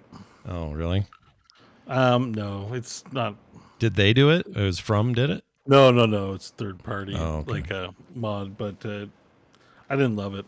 Also, it was. Those games are only optimized for what's in the view window. Because, like, when I would look around, like free look in Elden Ring, they'd be like culled animation. So all the enemies would just be like 2 frames a second, even though the world's at regular frames a second. Yeah. Yeah, it's not. So you just basically have to look straight ahead, and it's good. Otherwise, it just wasn't. I saw a thing. They were doing. I forgot the name of the game. Well, the Aloy games. Horizon Zero Dawn. They did I watched the thing with the dev interview where they were talking about how they were able to get such detail on the screen at any given time, and it was this. They had a cone view, a foveated view or something like that. Yeah, but then if you looked behind the cone, there's nothing there, or they're grayed out polygons, or it's all just shit, and we'd have to write it in as you moved. And this was even just like PlayStation 4 era stuff, non-VR. They were just like, this is how we fit it all in. The PS2 VR is detecting eye position, because then it will render less pixels. Yeah, that's the foveated rendering, right? I think is what they call it. Yeah. So I think they're gaining performance that way. That's still very fresh tech. I don't think Oculus does a lot of that, for example. Yeah. But that will save you. You want 90 to 120 frames on your experience. Oh, there's a Aloy. What is it? Mountain Girl. There's a Mountain Girl documentary about the VR. Like, you have a link. Like, what is it called? It was called. The thing I saw was just Horizon Zero Dawn. Yeah, but there's Up the is Mountain. There a VR, there's a making of. I would watch that. I'll find where I got it. I don't know where I got it. It was interesting though, and it may have been about the OG game. I'm not sure it was much about VR talk, but I think that's probably true of a lot of these games. If you don't need to render what's behind you, why would you? Until you turn. Do the calculating. Yeah, so it was really apparent in Elden Ring, because I'd be like, look off to the side, and I'm like, well, it's a mod. It wasn't super. It's designed well enough, but there's problems, right? And I'm like, oh, that. I don't know. Just it isn't cool. Yeah. It's like, I'm so glad I put a headset on for this. I get it. John, no prog wrestling this week. bumping it till next? Well, Oh, bombs. he's you're muted, so you're muted. he's saying, yeah. Anyway, yes, I muted for coughing. And related to that, I was sick on Wednesday, so no frog wrestling. So the plan was to do it Friday, but then we moved core to Friday. Yeah. So then the plan was to maybe do it Saturday, but then we moved core to Saturday. Yeah. So I said, screw it. The week is off. Yeah. We'll just be back on Wednesday. This is real life Scott living out his villain arc in real life. Yeah, you know? all my the my video- roles this week have been bad roles, and Fiction, he's like, yeah, your frog wrestling's great and all, but core is gonna take. but Yeah. what if we made core happen literally every day from Thursday to Saturday? yeah, and then very last minute yank the rug out from underneath you. Yesterday I would have been on the So toilet it's- right now, but anyway. It's fine. I was feeling sick. What I really wanted to do this week in frog wrestling was have a big women's tournament. Yeah. But we are. You mean we- a women like a? You mean you have like an exciting women's tournament or yeah, a like tournament of women in frog not wrestling. a big women's tournament, not a big Yeah, women's like, tournament. Yeah. like to see who's gonna be the the number one contender among the female wrestlers of It's the. just the way you team. said it. I don't think you'll have to come back and listen to it. You like said big, and he Yeah, thought you're like you we're gonna have meant- a big women's wrestling yeah. competition. Now you weren't I was describing like, the women; you were describing the tournament. The tournament is. Oh, big. mean like it's yeah, like a yeah, I see fantastic- what you're saying. Yeah, like Yeah, yeah. fantastic. Like it was going to be a big event. Yeah. Yeah. Now we Not get an it. event for Carry big on. people. Yeah. Like Well, a I know, big but event. the way you said it, just real. I don't know. Maybe it's me. Maybe we're goofballs and we just hear what we I heard hear, it too. but- I think y'all heard what you wanted. We heard what we want to hear. You're and right, I'm sorry I'm not catering to you as a Democrat. but it's happening next week. I'm looking out for you. But in order emails. to do that, so tournaments have to have a certain number of competitors, and Yeah. in order to do that, I do need to add another wrestler to the roster, and I was not feeling well enough to do that, so that will be done by next week. You So know we're what's gonna hard to have that do when you're tournament sick? this week. Creative things are hard to do when you're sick. I hate that. I hate that feeling. If I have to get art done or like some shirt design or something and I feel like shit, it ain't happening. It just doesn't happen. Your brain doesn't want to let you do it. COVID was a nightmare for creativity. I hated that week. Nothing was satisfying. I hated it. Anyway, that's it. We've talked about Baldur's Gate already, so Beau, you're good. That's all you played, right? Yeah, that's all I played, and a bit of like Warcraft Rumble. Oh, Turns out, because the before bed, toilet, bored at work. It's on the phone. I found myself opening it up when I don't have any better options, and I hate the mobile aspect of it. It really is zero. It's the same as Diablo. Same review as Diablo Immortal. It's 0 like out of 10. listening to a drug addict explain Pretty why it's much. okay that he did just a little. I'm not heroin. saying it's okay. It's a 0 out of 10 on the monetization. Avoid it, but like they made it's fun. of course. I I give imagine them they credit. would. Like I'm like, I don't even want to bring it up. I didn't even write it in. But if I'm being honest, This is what I'm- Blizzard I'm does. They opening still it up, have. and I'm like, it's yeah, I like the little kobolds and Warcraft minions. and Yeah, whatever. Blizzard still has amazing talent, and then they have a corporate structure that wants to lace everything with weird money grab, and it's a weird. And I It's just can't where send they're at. judgment because I do play Snap too. I'm still a snapper. I guess that's what they call Snap people. Are they called snappers? Oh, I hate that. Is that real? No, I just made that up, but it feels That makes me want to die. If it was the 1960s, Ew, I I'd hate definitely it. be a snapper. Yeah, I don't like it. Are they? Is it? Is this still not in the States on beta? I think it's. No, only I think up it's there. Canada only. Okay. But because I need to recruit suckers. I mean, other players for the guild, so I can get more Arclight points, and we can Sure. open Arclight tomes together. Well, they'll earn it all, and I'll just benefit. Kind I of mean, glad. we'll I'm glad work they changed the together name. on- The name's way better now. That Arclight thing was dumb. I didn't like the I name. guess so. I You mean, think there's, so? there's I think there's- it's boring now. Well, it's There's at it's, least something before. but it's Arclight easy. was the one thing I remembered about it before. really. Yes, when I want to talk about this game, the thing I want to say is the word Arclight. Like that's the thing that identifies it as the bullshit game that I don't think anyone should play. I just think Warcraft Rumble rolls off the tongue. It's alliterative. It it's probably does, but that's also again ignoring the one part of the title that is like that's what identifies and this. just to be clear, there is a mechanic in the game, like an event in Arclight Rumble, where two parts of the map has special modifiers, and you earn Arclight points for your guild. Yeah. So It'd it's be still like a if thing in the I all game? of a sudden was like, from now on, the only name I will recognize for me is Martin. Martin. Technically true, Mm. technically my middle name, Yeah. but nobody calls me that. And most people probably didn't even know that was my middle name. Is I it- didn't know. So- You're I Martin? knew. I knew you said this Like- before, but I want to call you Martin. Is that weird? Because I want to do it. I want to Yeah, start. don't do it. Okay. Yeah, No. don't do it. But I kind of want not. to. Though. Like Warcraft Rumble, you might like it and think it sounds good, but I don't know. Okay. I just want to say, John is a better name for John. You just want to have a friend named Martin. yeah, I don't have any Martins in my life. None. I don't think. It's a great old name. It's like someone in the 20s or something. I love it. All right. That's going to do it for that. We're going to take a break. When we come back, dear Martha, we got some other news of note, some correspondence as well. So stick around for all of that, everybody, because, we got to pee. We've been here for a bit. So we're going to go do that now. Hello, I'm back. You're back. Awesome. Let me make sure this is working. Oh, yep. We're Did back. the kid's voice come through this Yeah, time? I did. He looked pooped, like he just woke up. And, He did. He just woke up. He's figuring out where the world is right now, I guess. That's a great feeling, though. Those old when you nap when you're a kid, you just kind of, I don't know, man. I don't want to be a kid again. But he's gotten big. You have a large, growing son.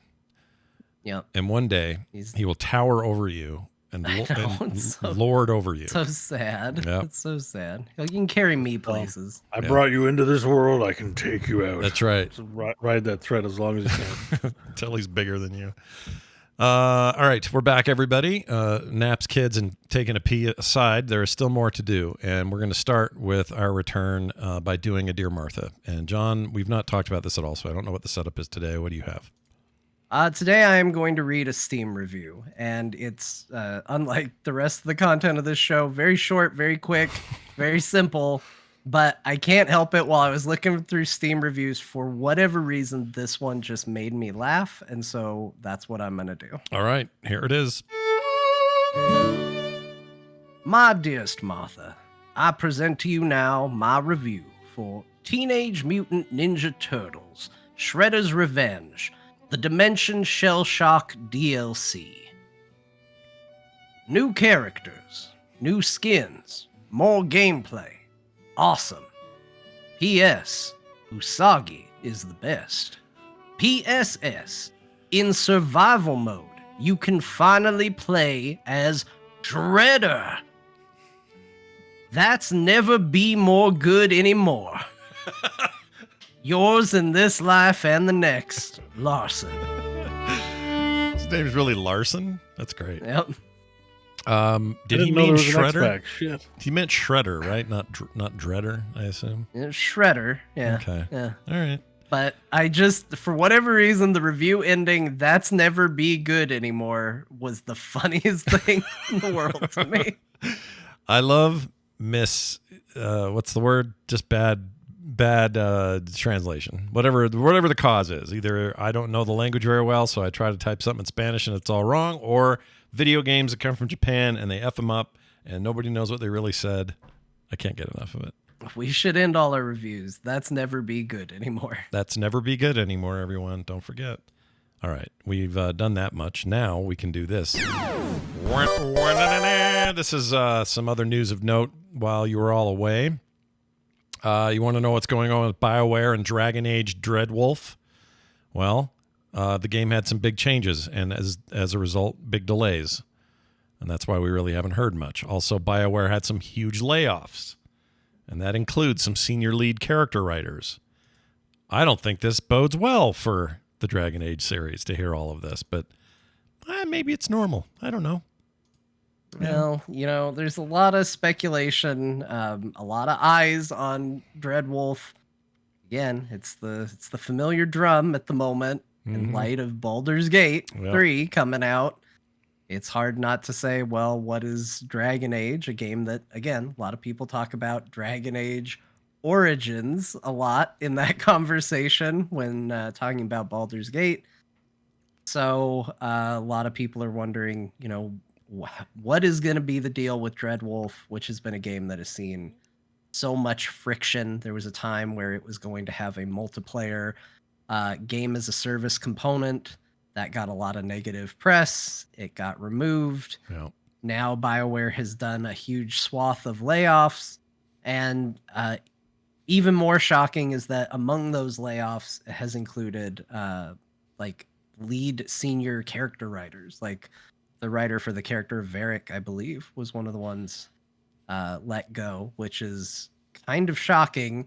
And I don't know what it means to say a Dragon Age fan these days. I really only think there's been one phenomenal Dragon Age game. There's been 4 of them, right? Yeah. Wait. Yeah. Dragon Age. No, there's been 3. Yeah. This will be the 4th because you had Dragon Age Origins, Dragon Age second one, Dragon Age 2 with the single dude running around with a sword. Dragon Age 3 is Inquisition. Oh, is 3 Inquisition? Yeah. And there was an Dreadwolf was expansion to 1, but that was just an expansion. Oh, right. Right? So Yeah. this is technically the 4th. This is the 4th. Yeah. Okay. This is Dragon There you go. Age the 4th. You know what I love about this article on NME.com? Or 4th.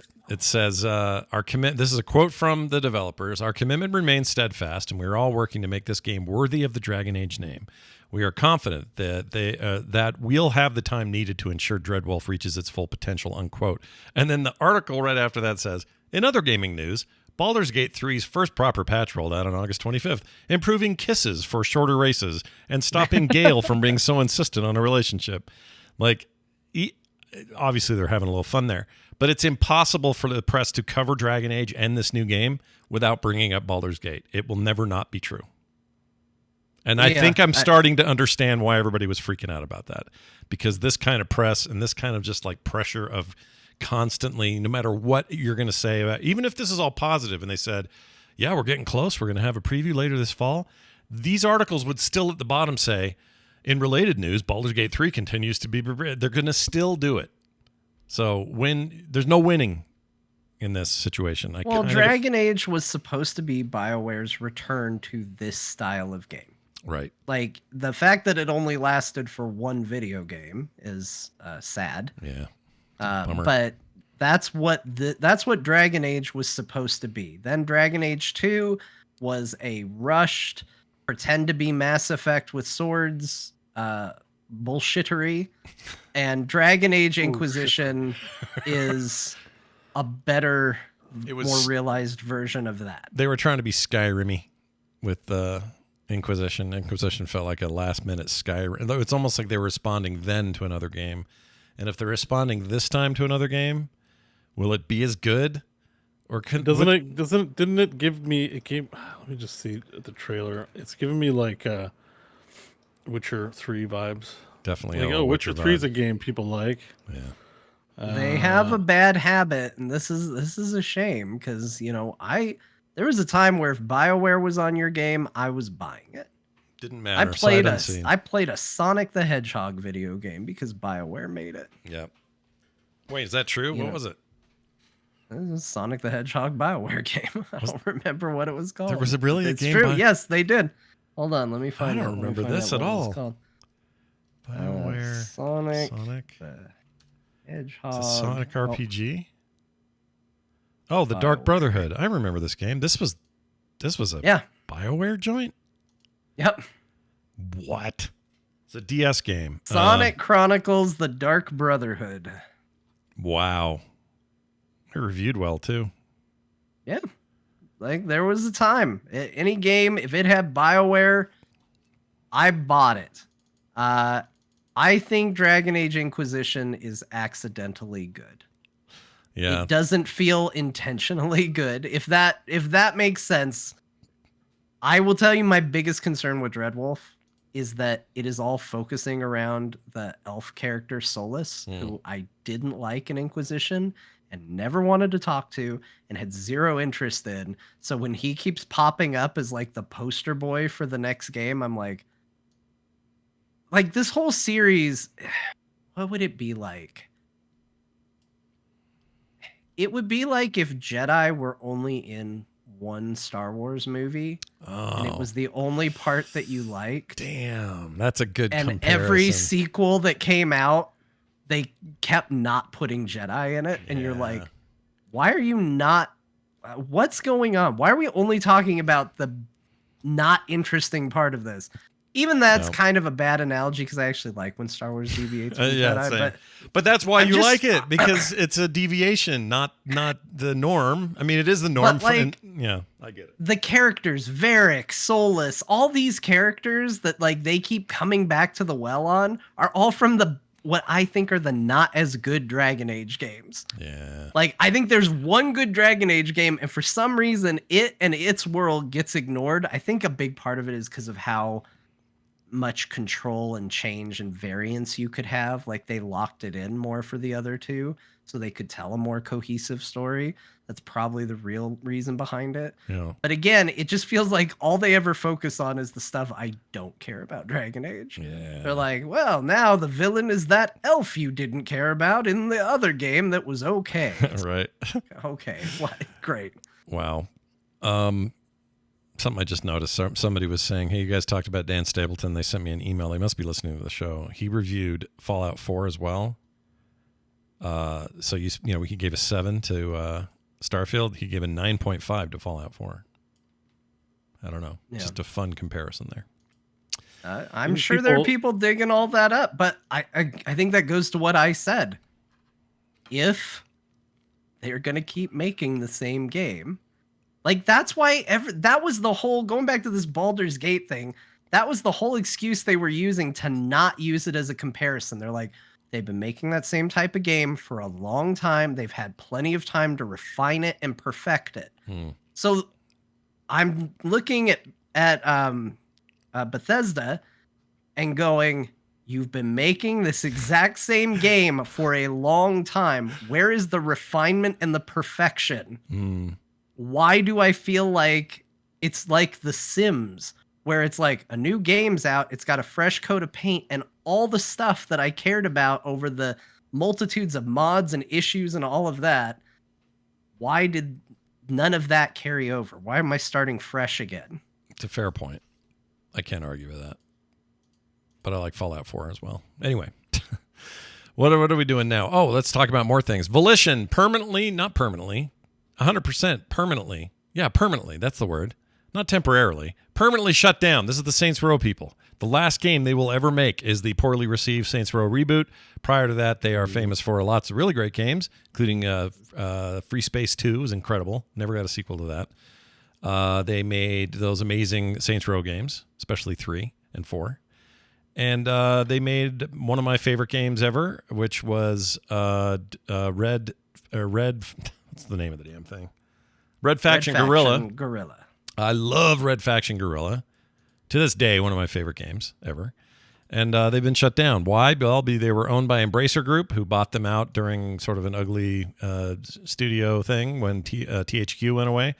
And then they decided they weren't going to need them anymore because they're not making enough money. So, bam, they're done. Something like 200 people affected, and that's it. They're just shutting them down. They're out.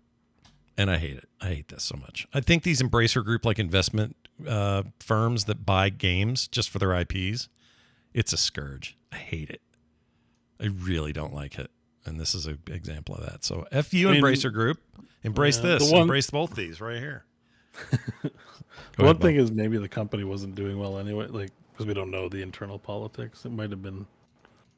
I mean, I don't think we heard from anyone that they were pissed that it was scuttled, because sometimes you do hear from developers, all that stuff, things are going great, and stuff got scuttled.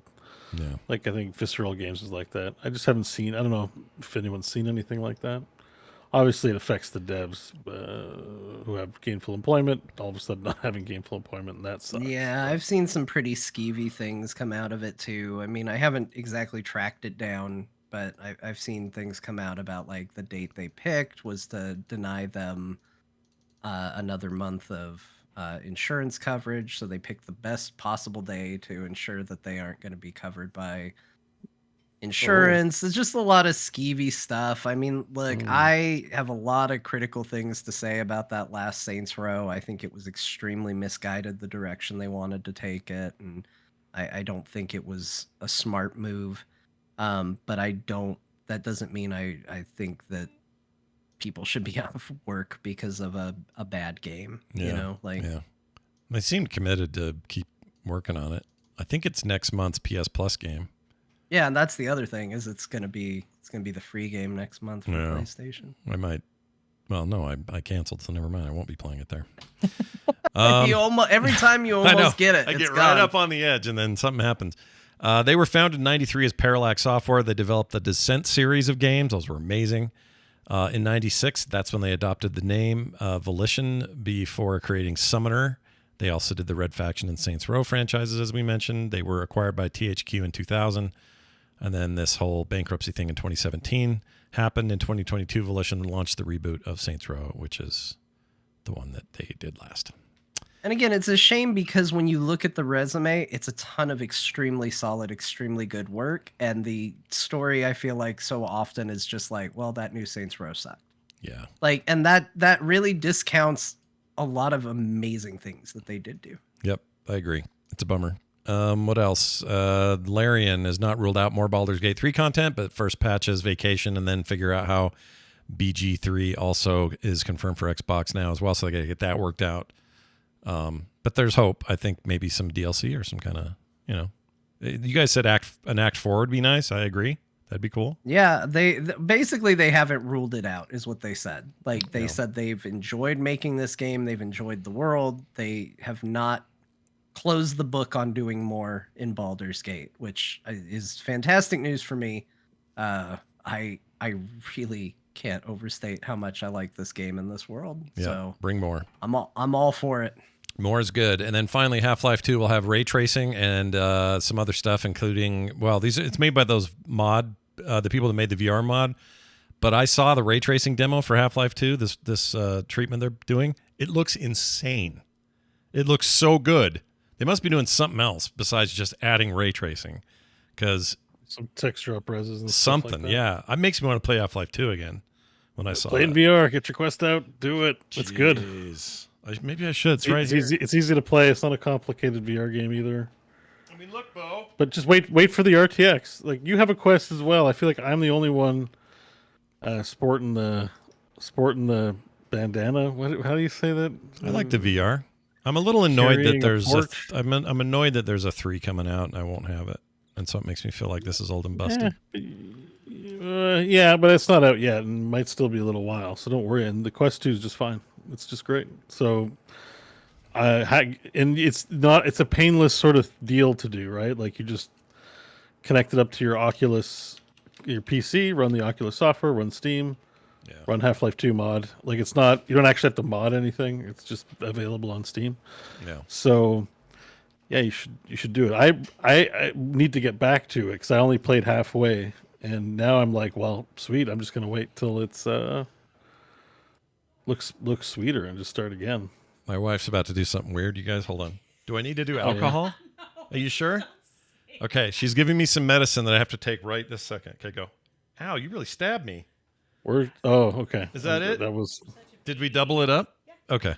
So my Where's the alcohol? doctor's got me on some medicine, and you have to take it the same time every week on the same day. And Why did it look like she poured it in your lap? No, it's a syringe. It was not like. Oh, you just got stabbed. Yeah, but We just witnessed a stabbing. It just looked like you got syringed in the doink. In the doink. What? What's this? Oh, that's fine. Don't worry about it. I'm not going to break all my HIPAA violations or whatever. I'm not going to say what it is. I mean, it's not even that big a deal. It's just a new thing the doctor wants me to do. Anyway. By the way, Scott, you're as under a NDA. patient, you don't have a HIPAA mandate. You are allowed to give out your own. He might be under personal NDA if they signed up for experimental. No, drugs. it's not special experimental. werewolf drugs. It's not He's like, experimental. I'm trying this new drug. It cures cancer and has 80% cocaine. It's going to be very, very interesting. No. That's great. Did you know that there are 2 other people on this show? Yeah, right? You're with your free... Does Kim know there's 2 other people on the show? I wish this was free. These are... I don't want to talk about what it costs. It's stupid. Anyway, it's all good. So back to this Half-Life thing. I just watched the trailer. I hadn't seen it, and I do see what you mean. Like, this has to be more than RTX lighting because this feels like that old meme where it's like how to draw a horse. And it's like, draw a head, draw a body, draw some legs, and it's all a stick figure. And then they go, apply some light shading, and then it's a perfect horse. Yeah. Like, this really goes from like, It looks like a game from years ago, and they're like, now we turn on the RTX and the game turns into a different thing. Yeah, it's wild. That's not just lighting. Yeah. There's no way that's just, oh, we turned on lighting. There's no and way. all of a sudden everything looks completely There's no different. way. They're showing a keyboard, and like the old keyboard is just a flat box with the buttons on the texture map. And now they're showing a keyboard, and I'm pretty sure there's polygons for all the buttons because they look raised and have depth and all that. And I'm, Yeah. so it isn't just RTX being on means that all of a sudden it just knows to make a keyboard with more vertices. You know what I mean? Like, Yeah.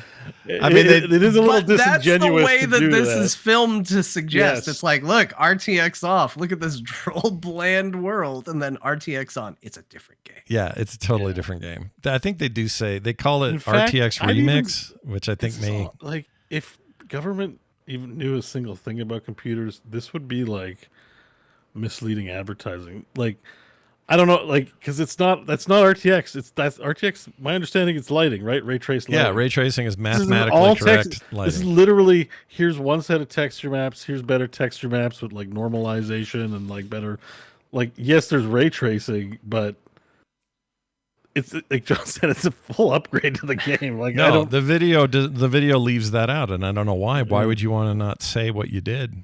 It doesn't hurt to say. It doesn't. Because NVIDIA's doing it. Yeah, but why not say this is?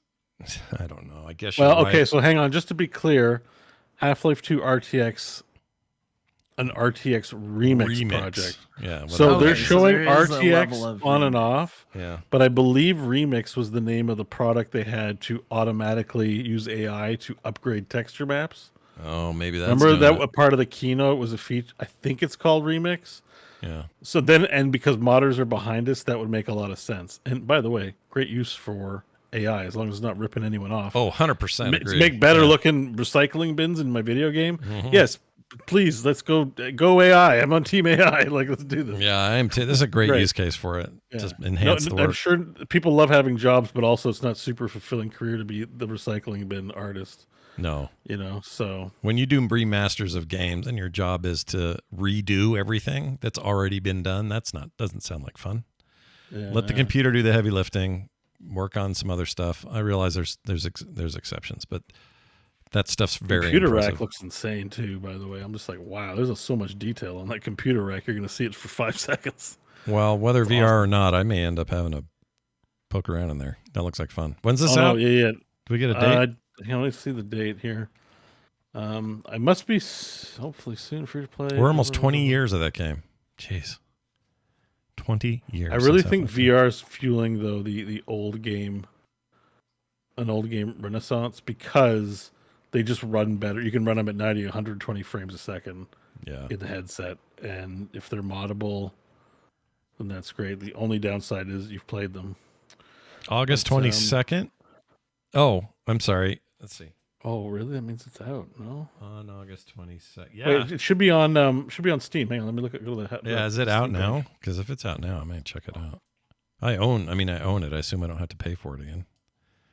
I want everything free. Half-Life 2. Oh, we just want Half-Life 2. It should be on the Half-Life 2 page. One of the first games we've ever probably all bought on Valve or on Steam too. Yeah. I'm just looking up the new. Where's the news button? Usually these games have news button, right? Usually, but not always. Half-Life 2. Usually. There we go. Usually.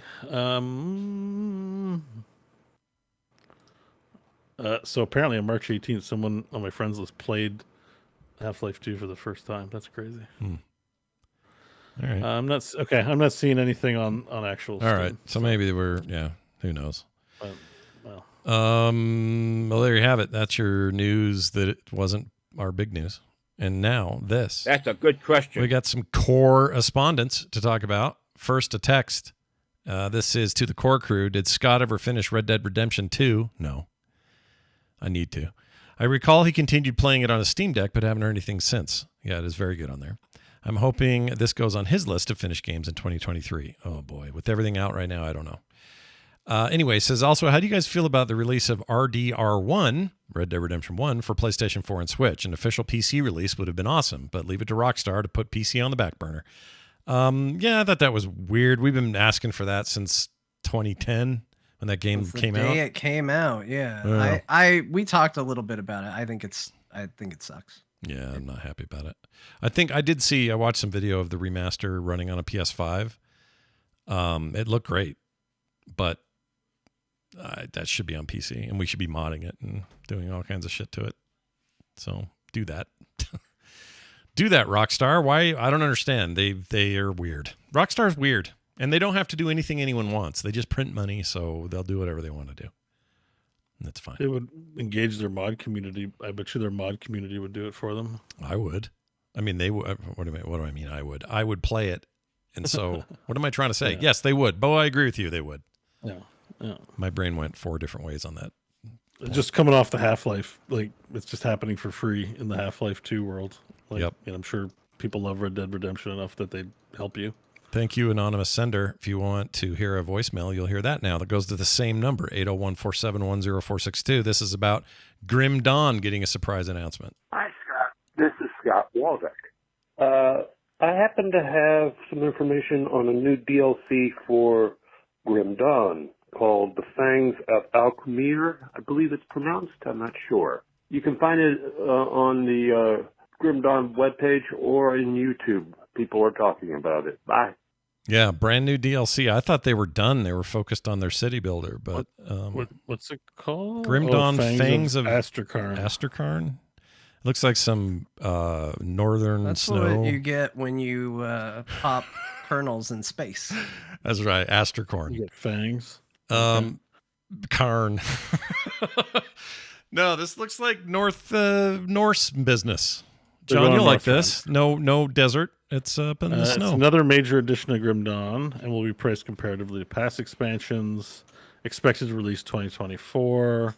I thought they were done. I'm honestly. No, apparently not. Apparently they're making more. This is great news. I love Grim Dawn. I'm a fan. Yeah. So but you know, I played it late when I was waiting for Diablo and just needing an ARPG. I never got to any of the expansion content. I played the base game, was kind of tuckered out. Like it was, you know, I had my fill. What have I got in this game for playtime? 36 hours. Not bad. It's not bad. Yeah. It's a little more basic, I find, than Diablo, but it's still fun. Yeah, I like it a lot. Big fan. Their other game, which is shaping up nicely, Farthest Frontier. I think that's still in early access, though, right? Yeah. Yeah, you have that one, Beau. You like that one. Yeah, I love Farthest Frontier. It's good. It's to me, it's a good exemplar of the genre. They added religious buildings in there. I have it installed. I've been meaning to. I have it like a giant backlog that Diablo and all these games this summer have ruined. Like I want to finish War Tales. There's been big updates coming to War Tales. Everspace 2, I would like to keep playing. Yeah. Right. I want to play Everspace 2, stupid games industry. That game's great. I still have Survivor installed because I haven't played it. Survivor. Oh, Jedi Survivor. Yeah. Jedi Survivor. Yeah. And Dyson Sphere program. Like I have these games deliberately installed. It's like I'm gonna get back to these, right? Yeah. Someday. You will. I mean, jeez. You will one day. Someday. I believe in you. I think you can do it. Yeah. Anyway, sorry, just to go through my list, but I'm just like, man, I'm mildly irritated with Baldur's Gate 3 because it's so long. Well, I was trying while you were talking. I was trying to find the latest. It looks like this might be crazy. Let me see. Okay, so last week we had a whole bunch of new people supporting us. This week, let's try this JB Barry guy. Where did he end? Okay, apparently we got a ton of new people. Oh, well, that's good. Yeah, apparently there was a part of me that was sitting here going, "Well, what are you going to say? Yeah, what Scott? horrible Let thing. me see how many we have." Okay, we have none. Let's keep going. I can't find where it starts and ends, so I'll just read some of these names like Buenpo, Pards Bay, Blaine Robinson, Robert Longboy. Oh, I love that name, Longboy. Corey M. Smith, Daniel Riding, Seb, Nick Pritchard, and Sean Herman. These are just some of if I left someone's name off, let me know. But they're just some of the people that started joining us this week. It's amazing. Patreon.com/core show. We need you now more than ever. so that we can continue to build more and more content. 700 plus incredible people. Yep. And I just want to say again, because people keep asking over and over, and it's okay. You have your life. It's more important than what I'm doing. But I'm full-time in October. Yep. Because right now it's just sort of daily if I stream or a message. When you full-time? When you off work? It's October. It's coming up. October. Yeah. And I don't know what we're gonna do, but I do want to do some stuff for the patrons. It would be fun to do some hardcore WoW shenanigans, because that's something I still want to do with all these games around. I kind of want to Zerg. Maybe not all. Maybe all 700 of us get in a Discord channel and go nuts in hardcore WoW and just be stupid. It'd be, something like that. So. I guarantee there'll be a good chunk of people who want to try that. If you want to learn all about it and find out how you can support us today, head to patreon.com/core show and do that now. Frogpants.com/core is our website, and that is going to do it for today's long but very fun show. Before we leave, though, we're handing the microphone to Grandma, who's been sitting over there just kind of molting, waiting for her chance, to let us know what's going on. Molting, which I think is different, molting. right? Isn't molting like you're just getting all dusty? I don't know how that works. What is molting? I don't know. Isn't that what birds do where they lose feathers? Oh shit! Is that what it is? Well, I don't want to assume. I don't want to presume you're made of feathers. So let's not do that. I mean, shadow, I'm not. feathers, I'm John. Fast hair, Grandma's skin. their own person. Oh, that's right. I don't know why I'm I'm conflating you both. That's weird for me to do that. So instead of doing that, I'm just going to throw it to you and say, "Hey, John, hey, Grandma, why don't you tell us what games we played today so people won't bug us about it all week?" Oh, thanks. Your introductions are getting as long as the rest of the show. Well, if you couldn't pay attention to this giant 3-hour marathon of whining about menus and interfaces, well, then let me tell you what games they talked about. This is the part you want to be. Yeah. They played Baldur's Gate 3, all of them. And Scott and John played Starfield, and they liked it, no matter how it sounded. Scott also played Sea of Stars, and he didn't write it. It's the spray with a nozzle game. Scott, what the hell is the name of the game again? Power Wash Simulator, Grandma. Yeah, that's it. Yeah. Leave it to you to be into that business. You gotta get a hose. Gotta spray it real good. Yeah. John asked him about the Waterworld survival game, that's Sunken Land. If you thought that sounded cool, they didn't play it, but it was Sunken Land is what you were thinking of. John played Armored Core 6 Fires of Rubicon. Thank God it wasn't just wrestling. In fact, he didn't even play it this week. And as usual, Beau just did what everybody else did and didn't do anything unique. Although he did admit to playing Warcraft Rumble. Yeah. So good for him. Yeah. I hope he still has money left. Yeah. After all his microtransactions. Oh, have you paid? JPEGs. Have you paid I'm any saving money? Grandma. I know a dollar saved is a dollar earned. Did you spend any in there? In Warcraft Rumble? Are you willing to admit it? Or no? I bought the lifetime pass. The lifetime pass? Oh, John, you've got company in the lifetime pass. No. department. So it sounds worse than it is. They don't sell a month. They don't sell a monthly pass. They just sell a boost. Lifetime forever. boost. Okay. A forever boost. What- I know. I I got weak. I knew I shouldn't have done it, but I was like, it's so slow leveling up. I'm like, you talk about this every week, but I still did it. So, How much? Just curious. Canadian. How much you spend? 23 bones, I It's think. not or something terrible like if you that. plan on playing it. But they retroactively gave me my golds. That allowed me to buy a lot of units and shit. So Oh, all I don't right. know. Damn you. Kind of want to play Yeah, it's bad, but I'm like that. But I think that's pretty much it. I'm pretty good on Snap too. I just buy the monthly pass. I've been pretty disciplined. it. All right. But Well, be like Yeah, no, be it's- like Beau, everybody. Or no, don't be like Beau and buy the. no, don't thing. buy the pass. I'm weak. I'm a weak human. Yeah, but you're a good Nobody- friend. That's Keep all your that matters. cocaine to yourself. I'll be a crack addict if you give it to me. Well, there you have it. Thank you all for listening. We'll be back next Thursday with a new show. We appreciate you guys being patient with our weird schedule this week. Until then, go play some video games, and we'll see you then.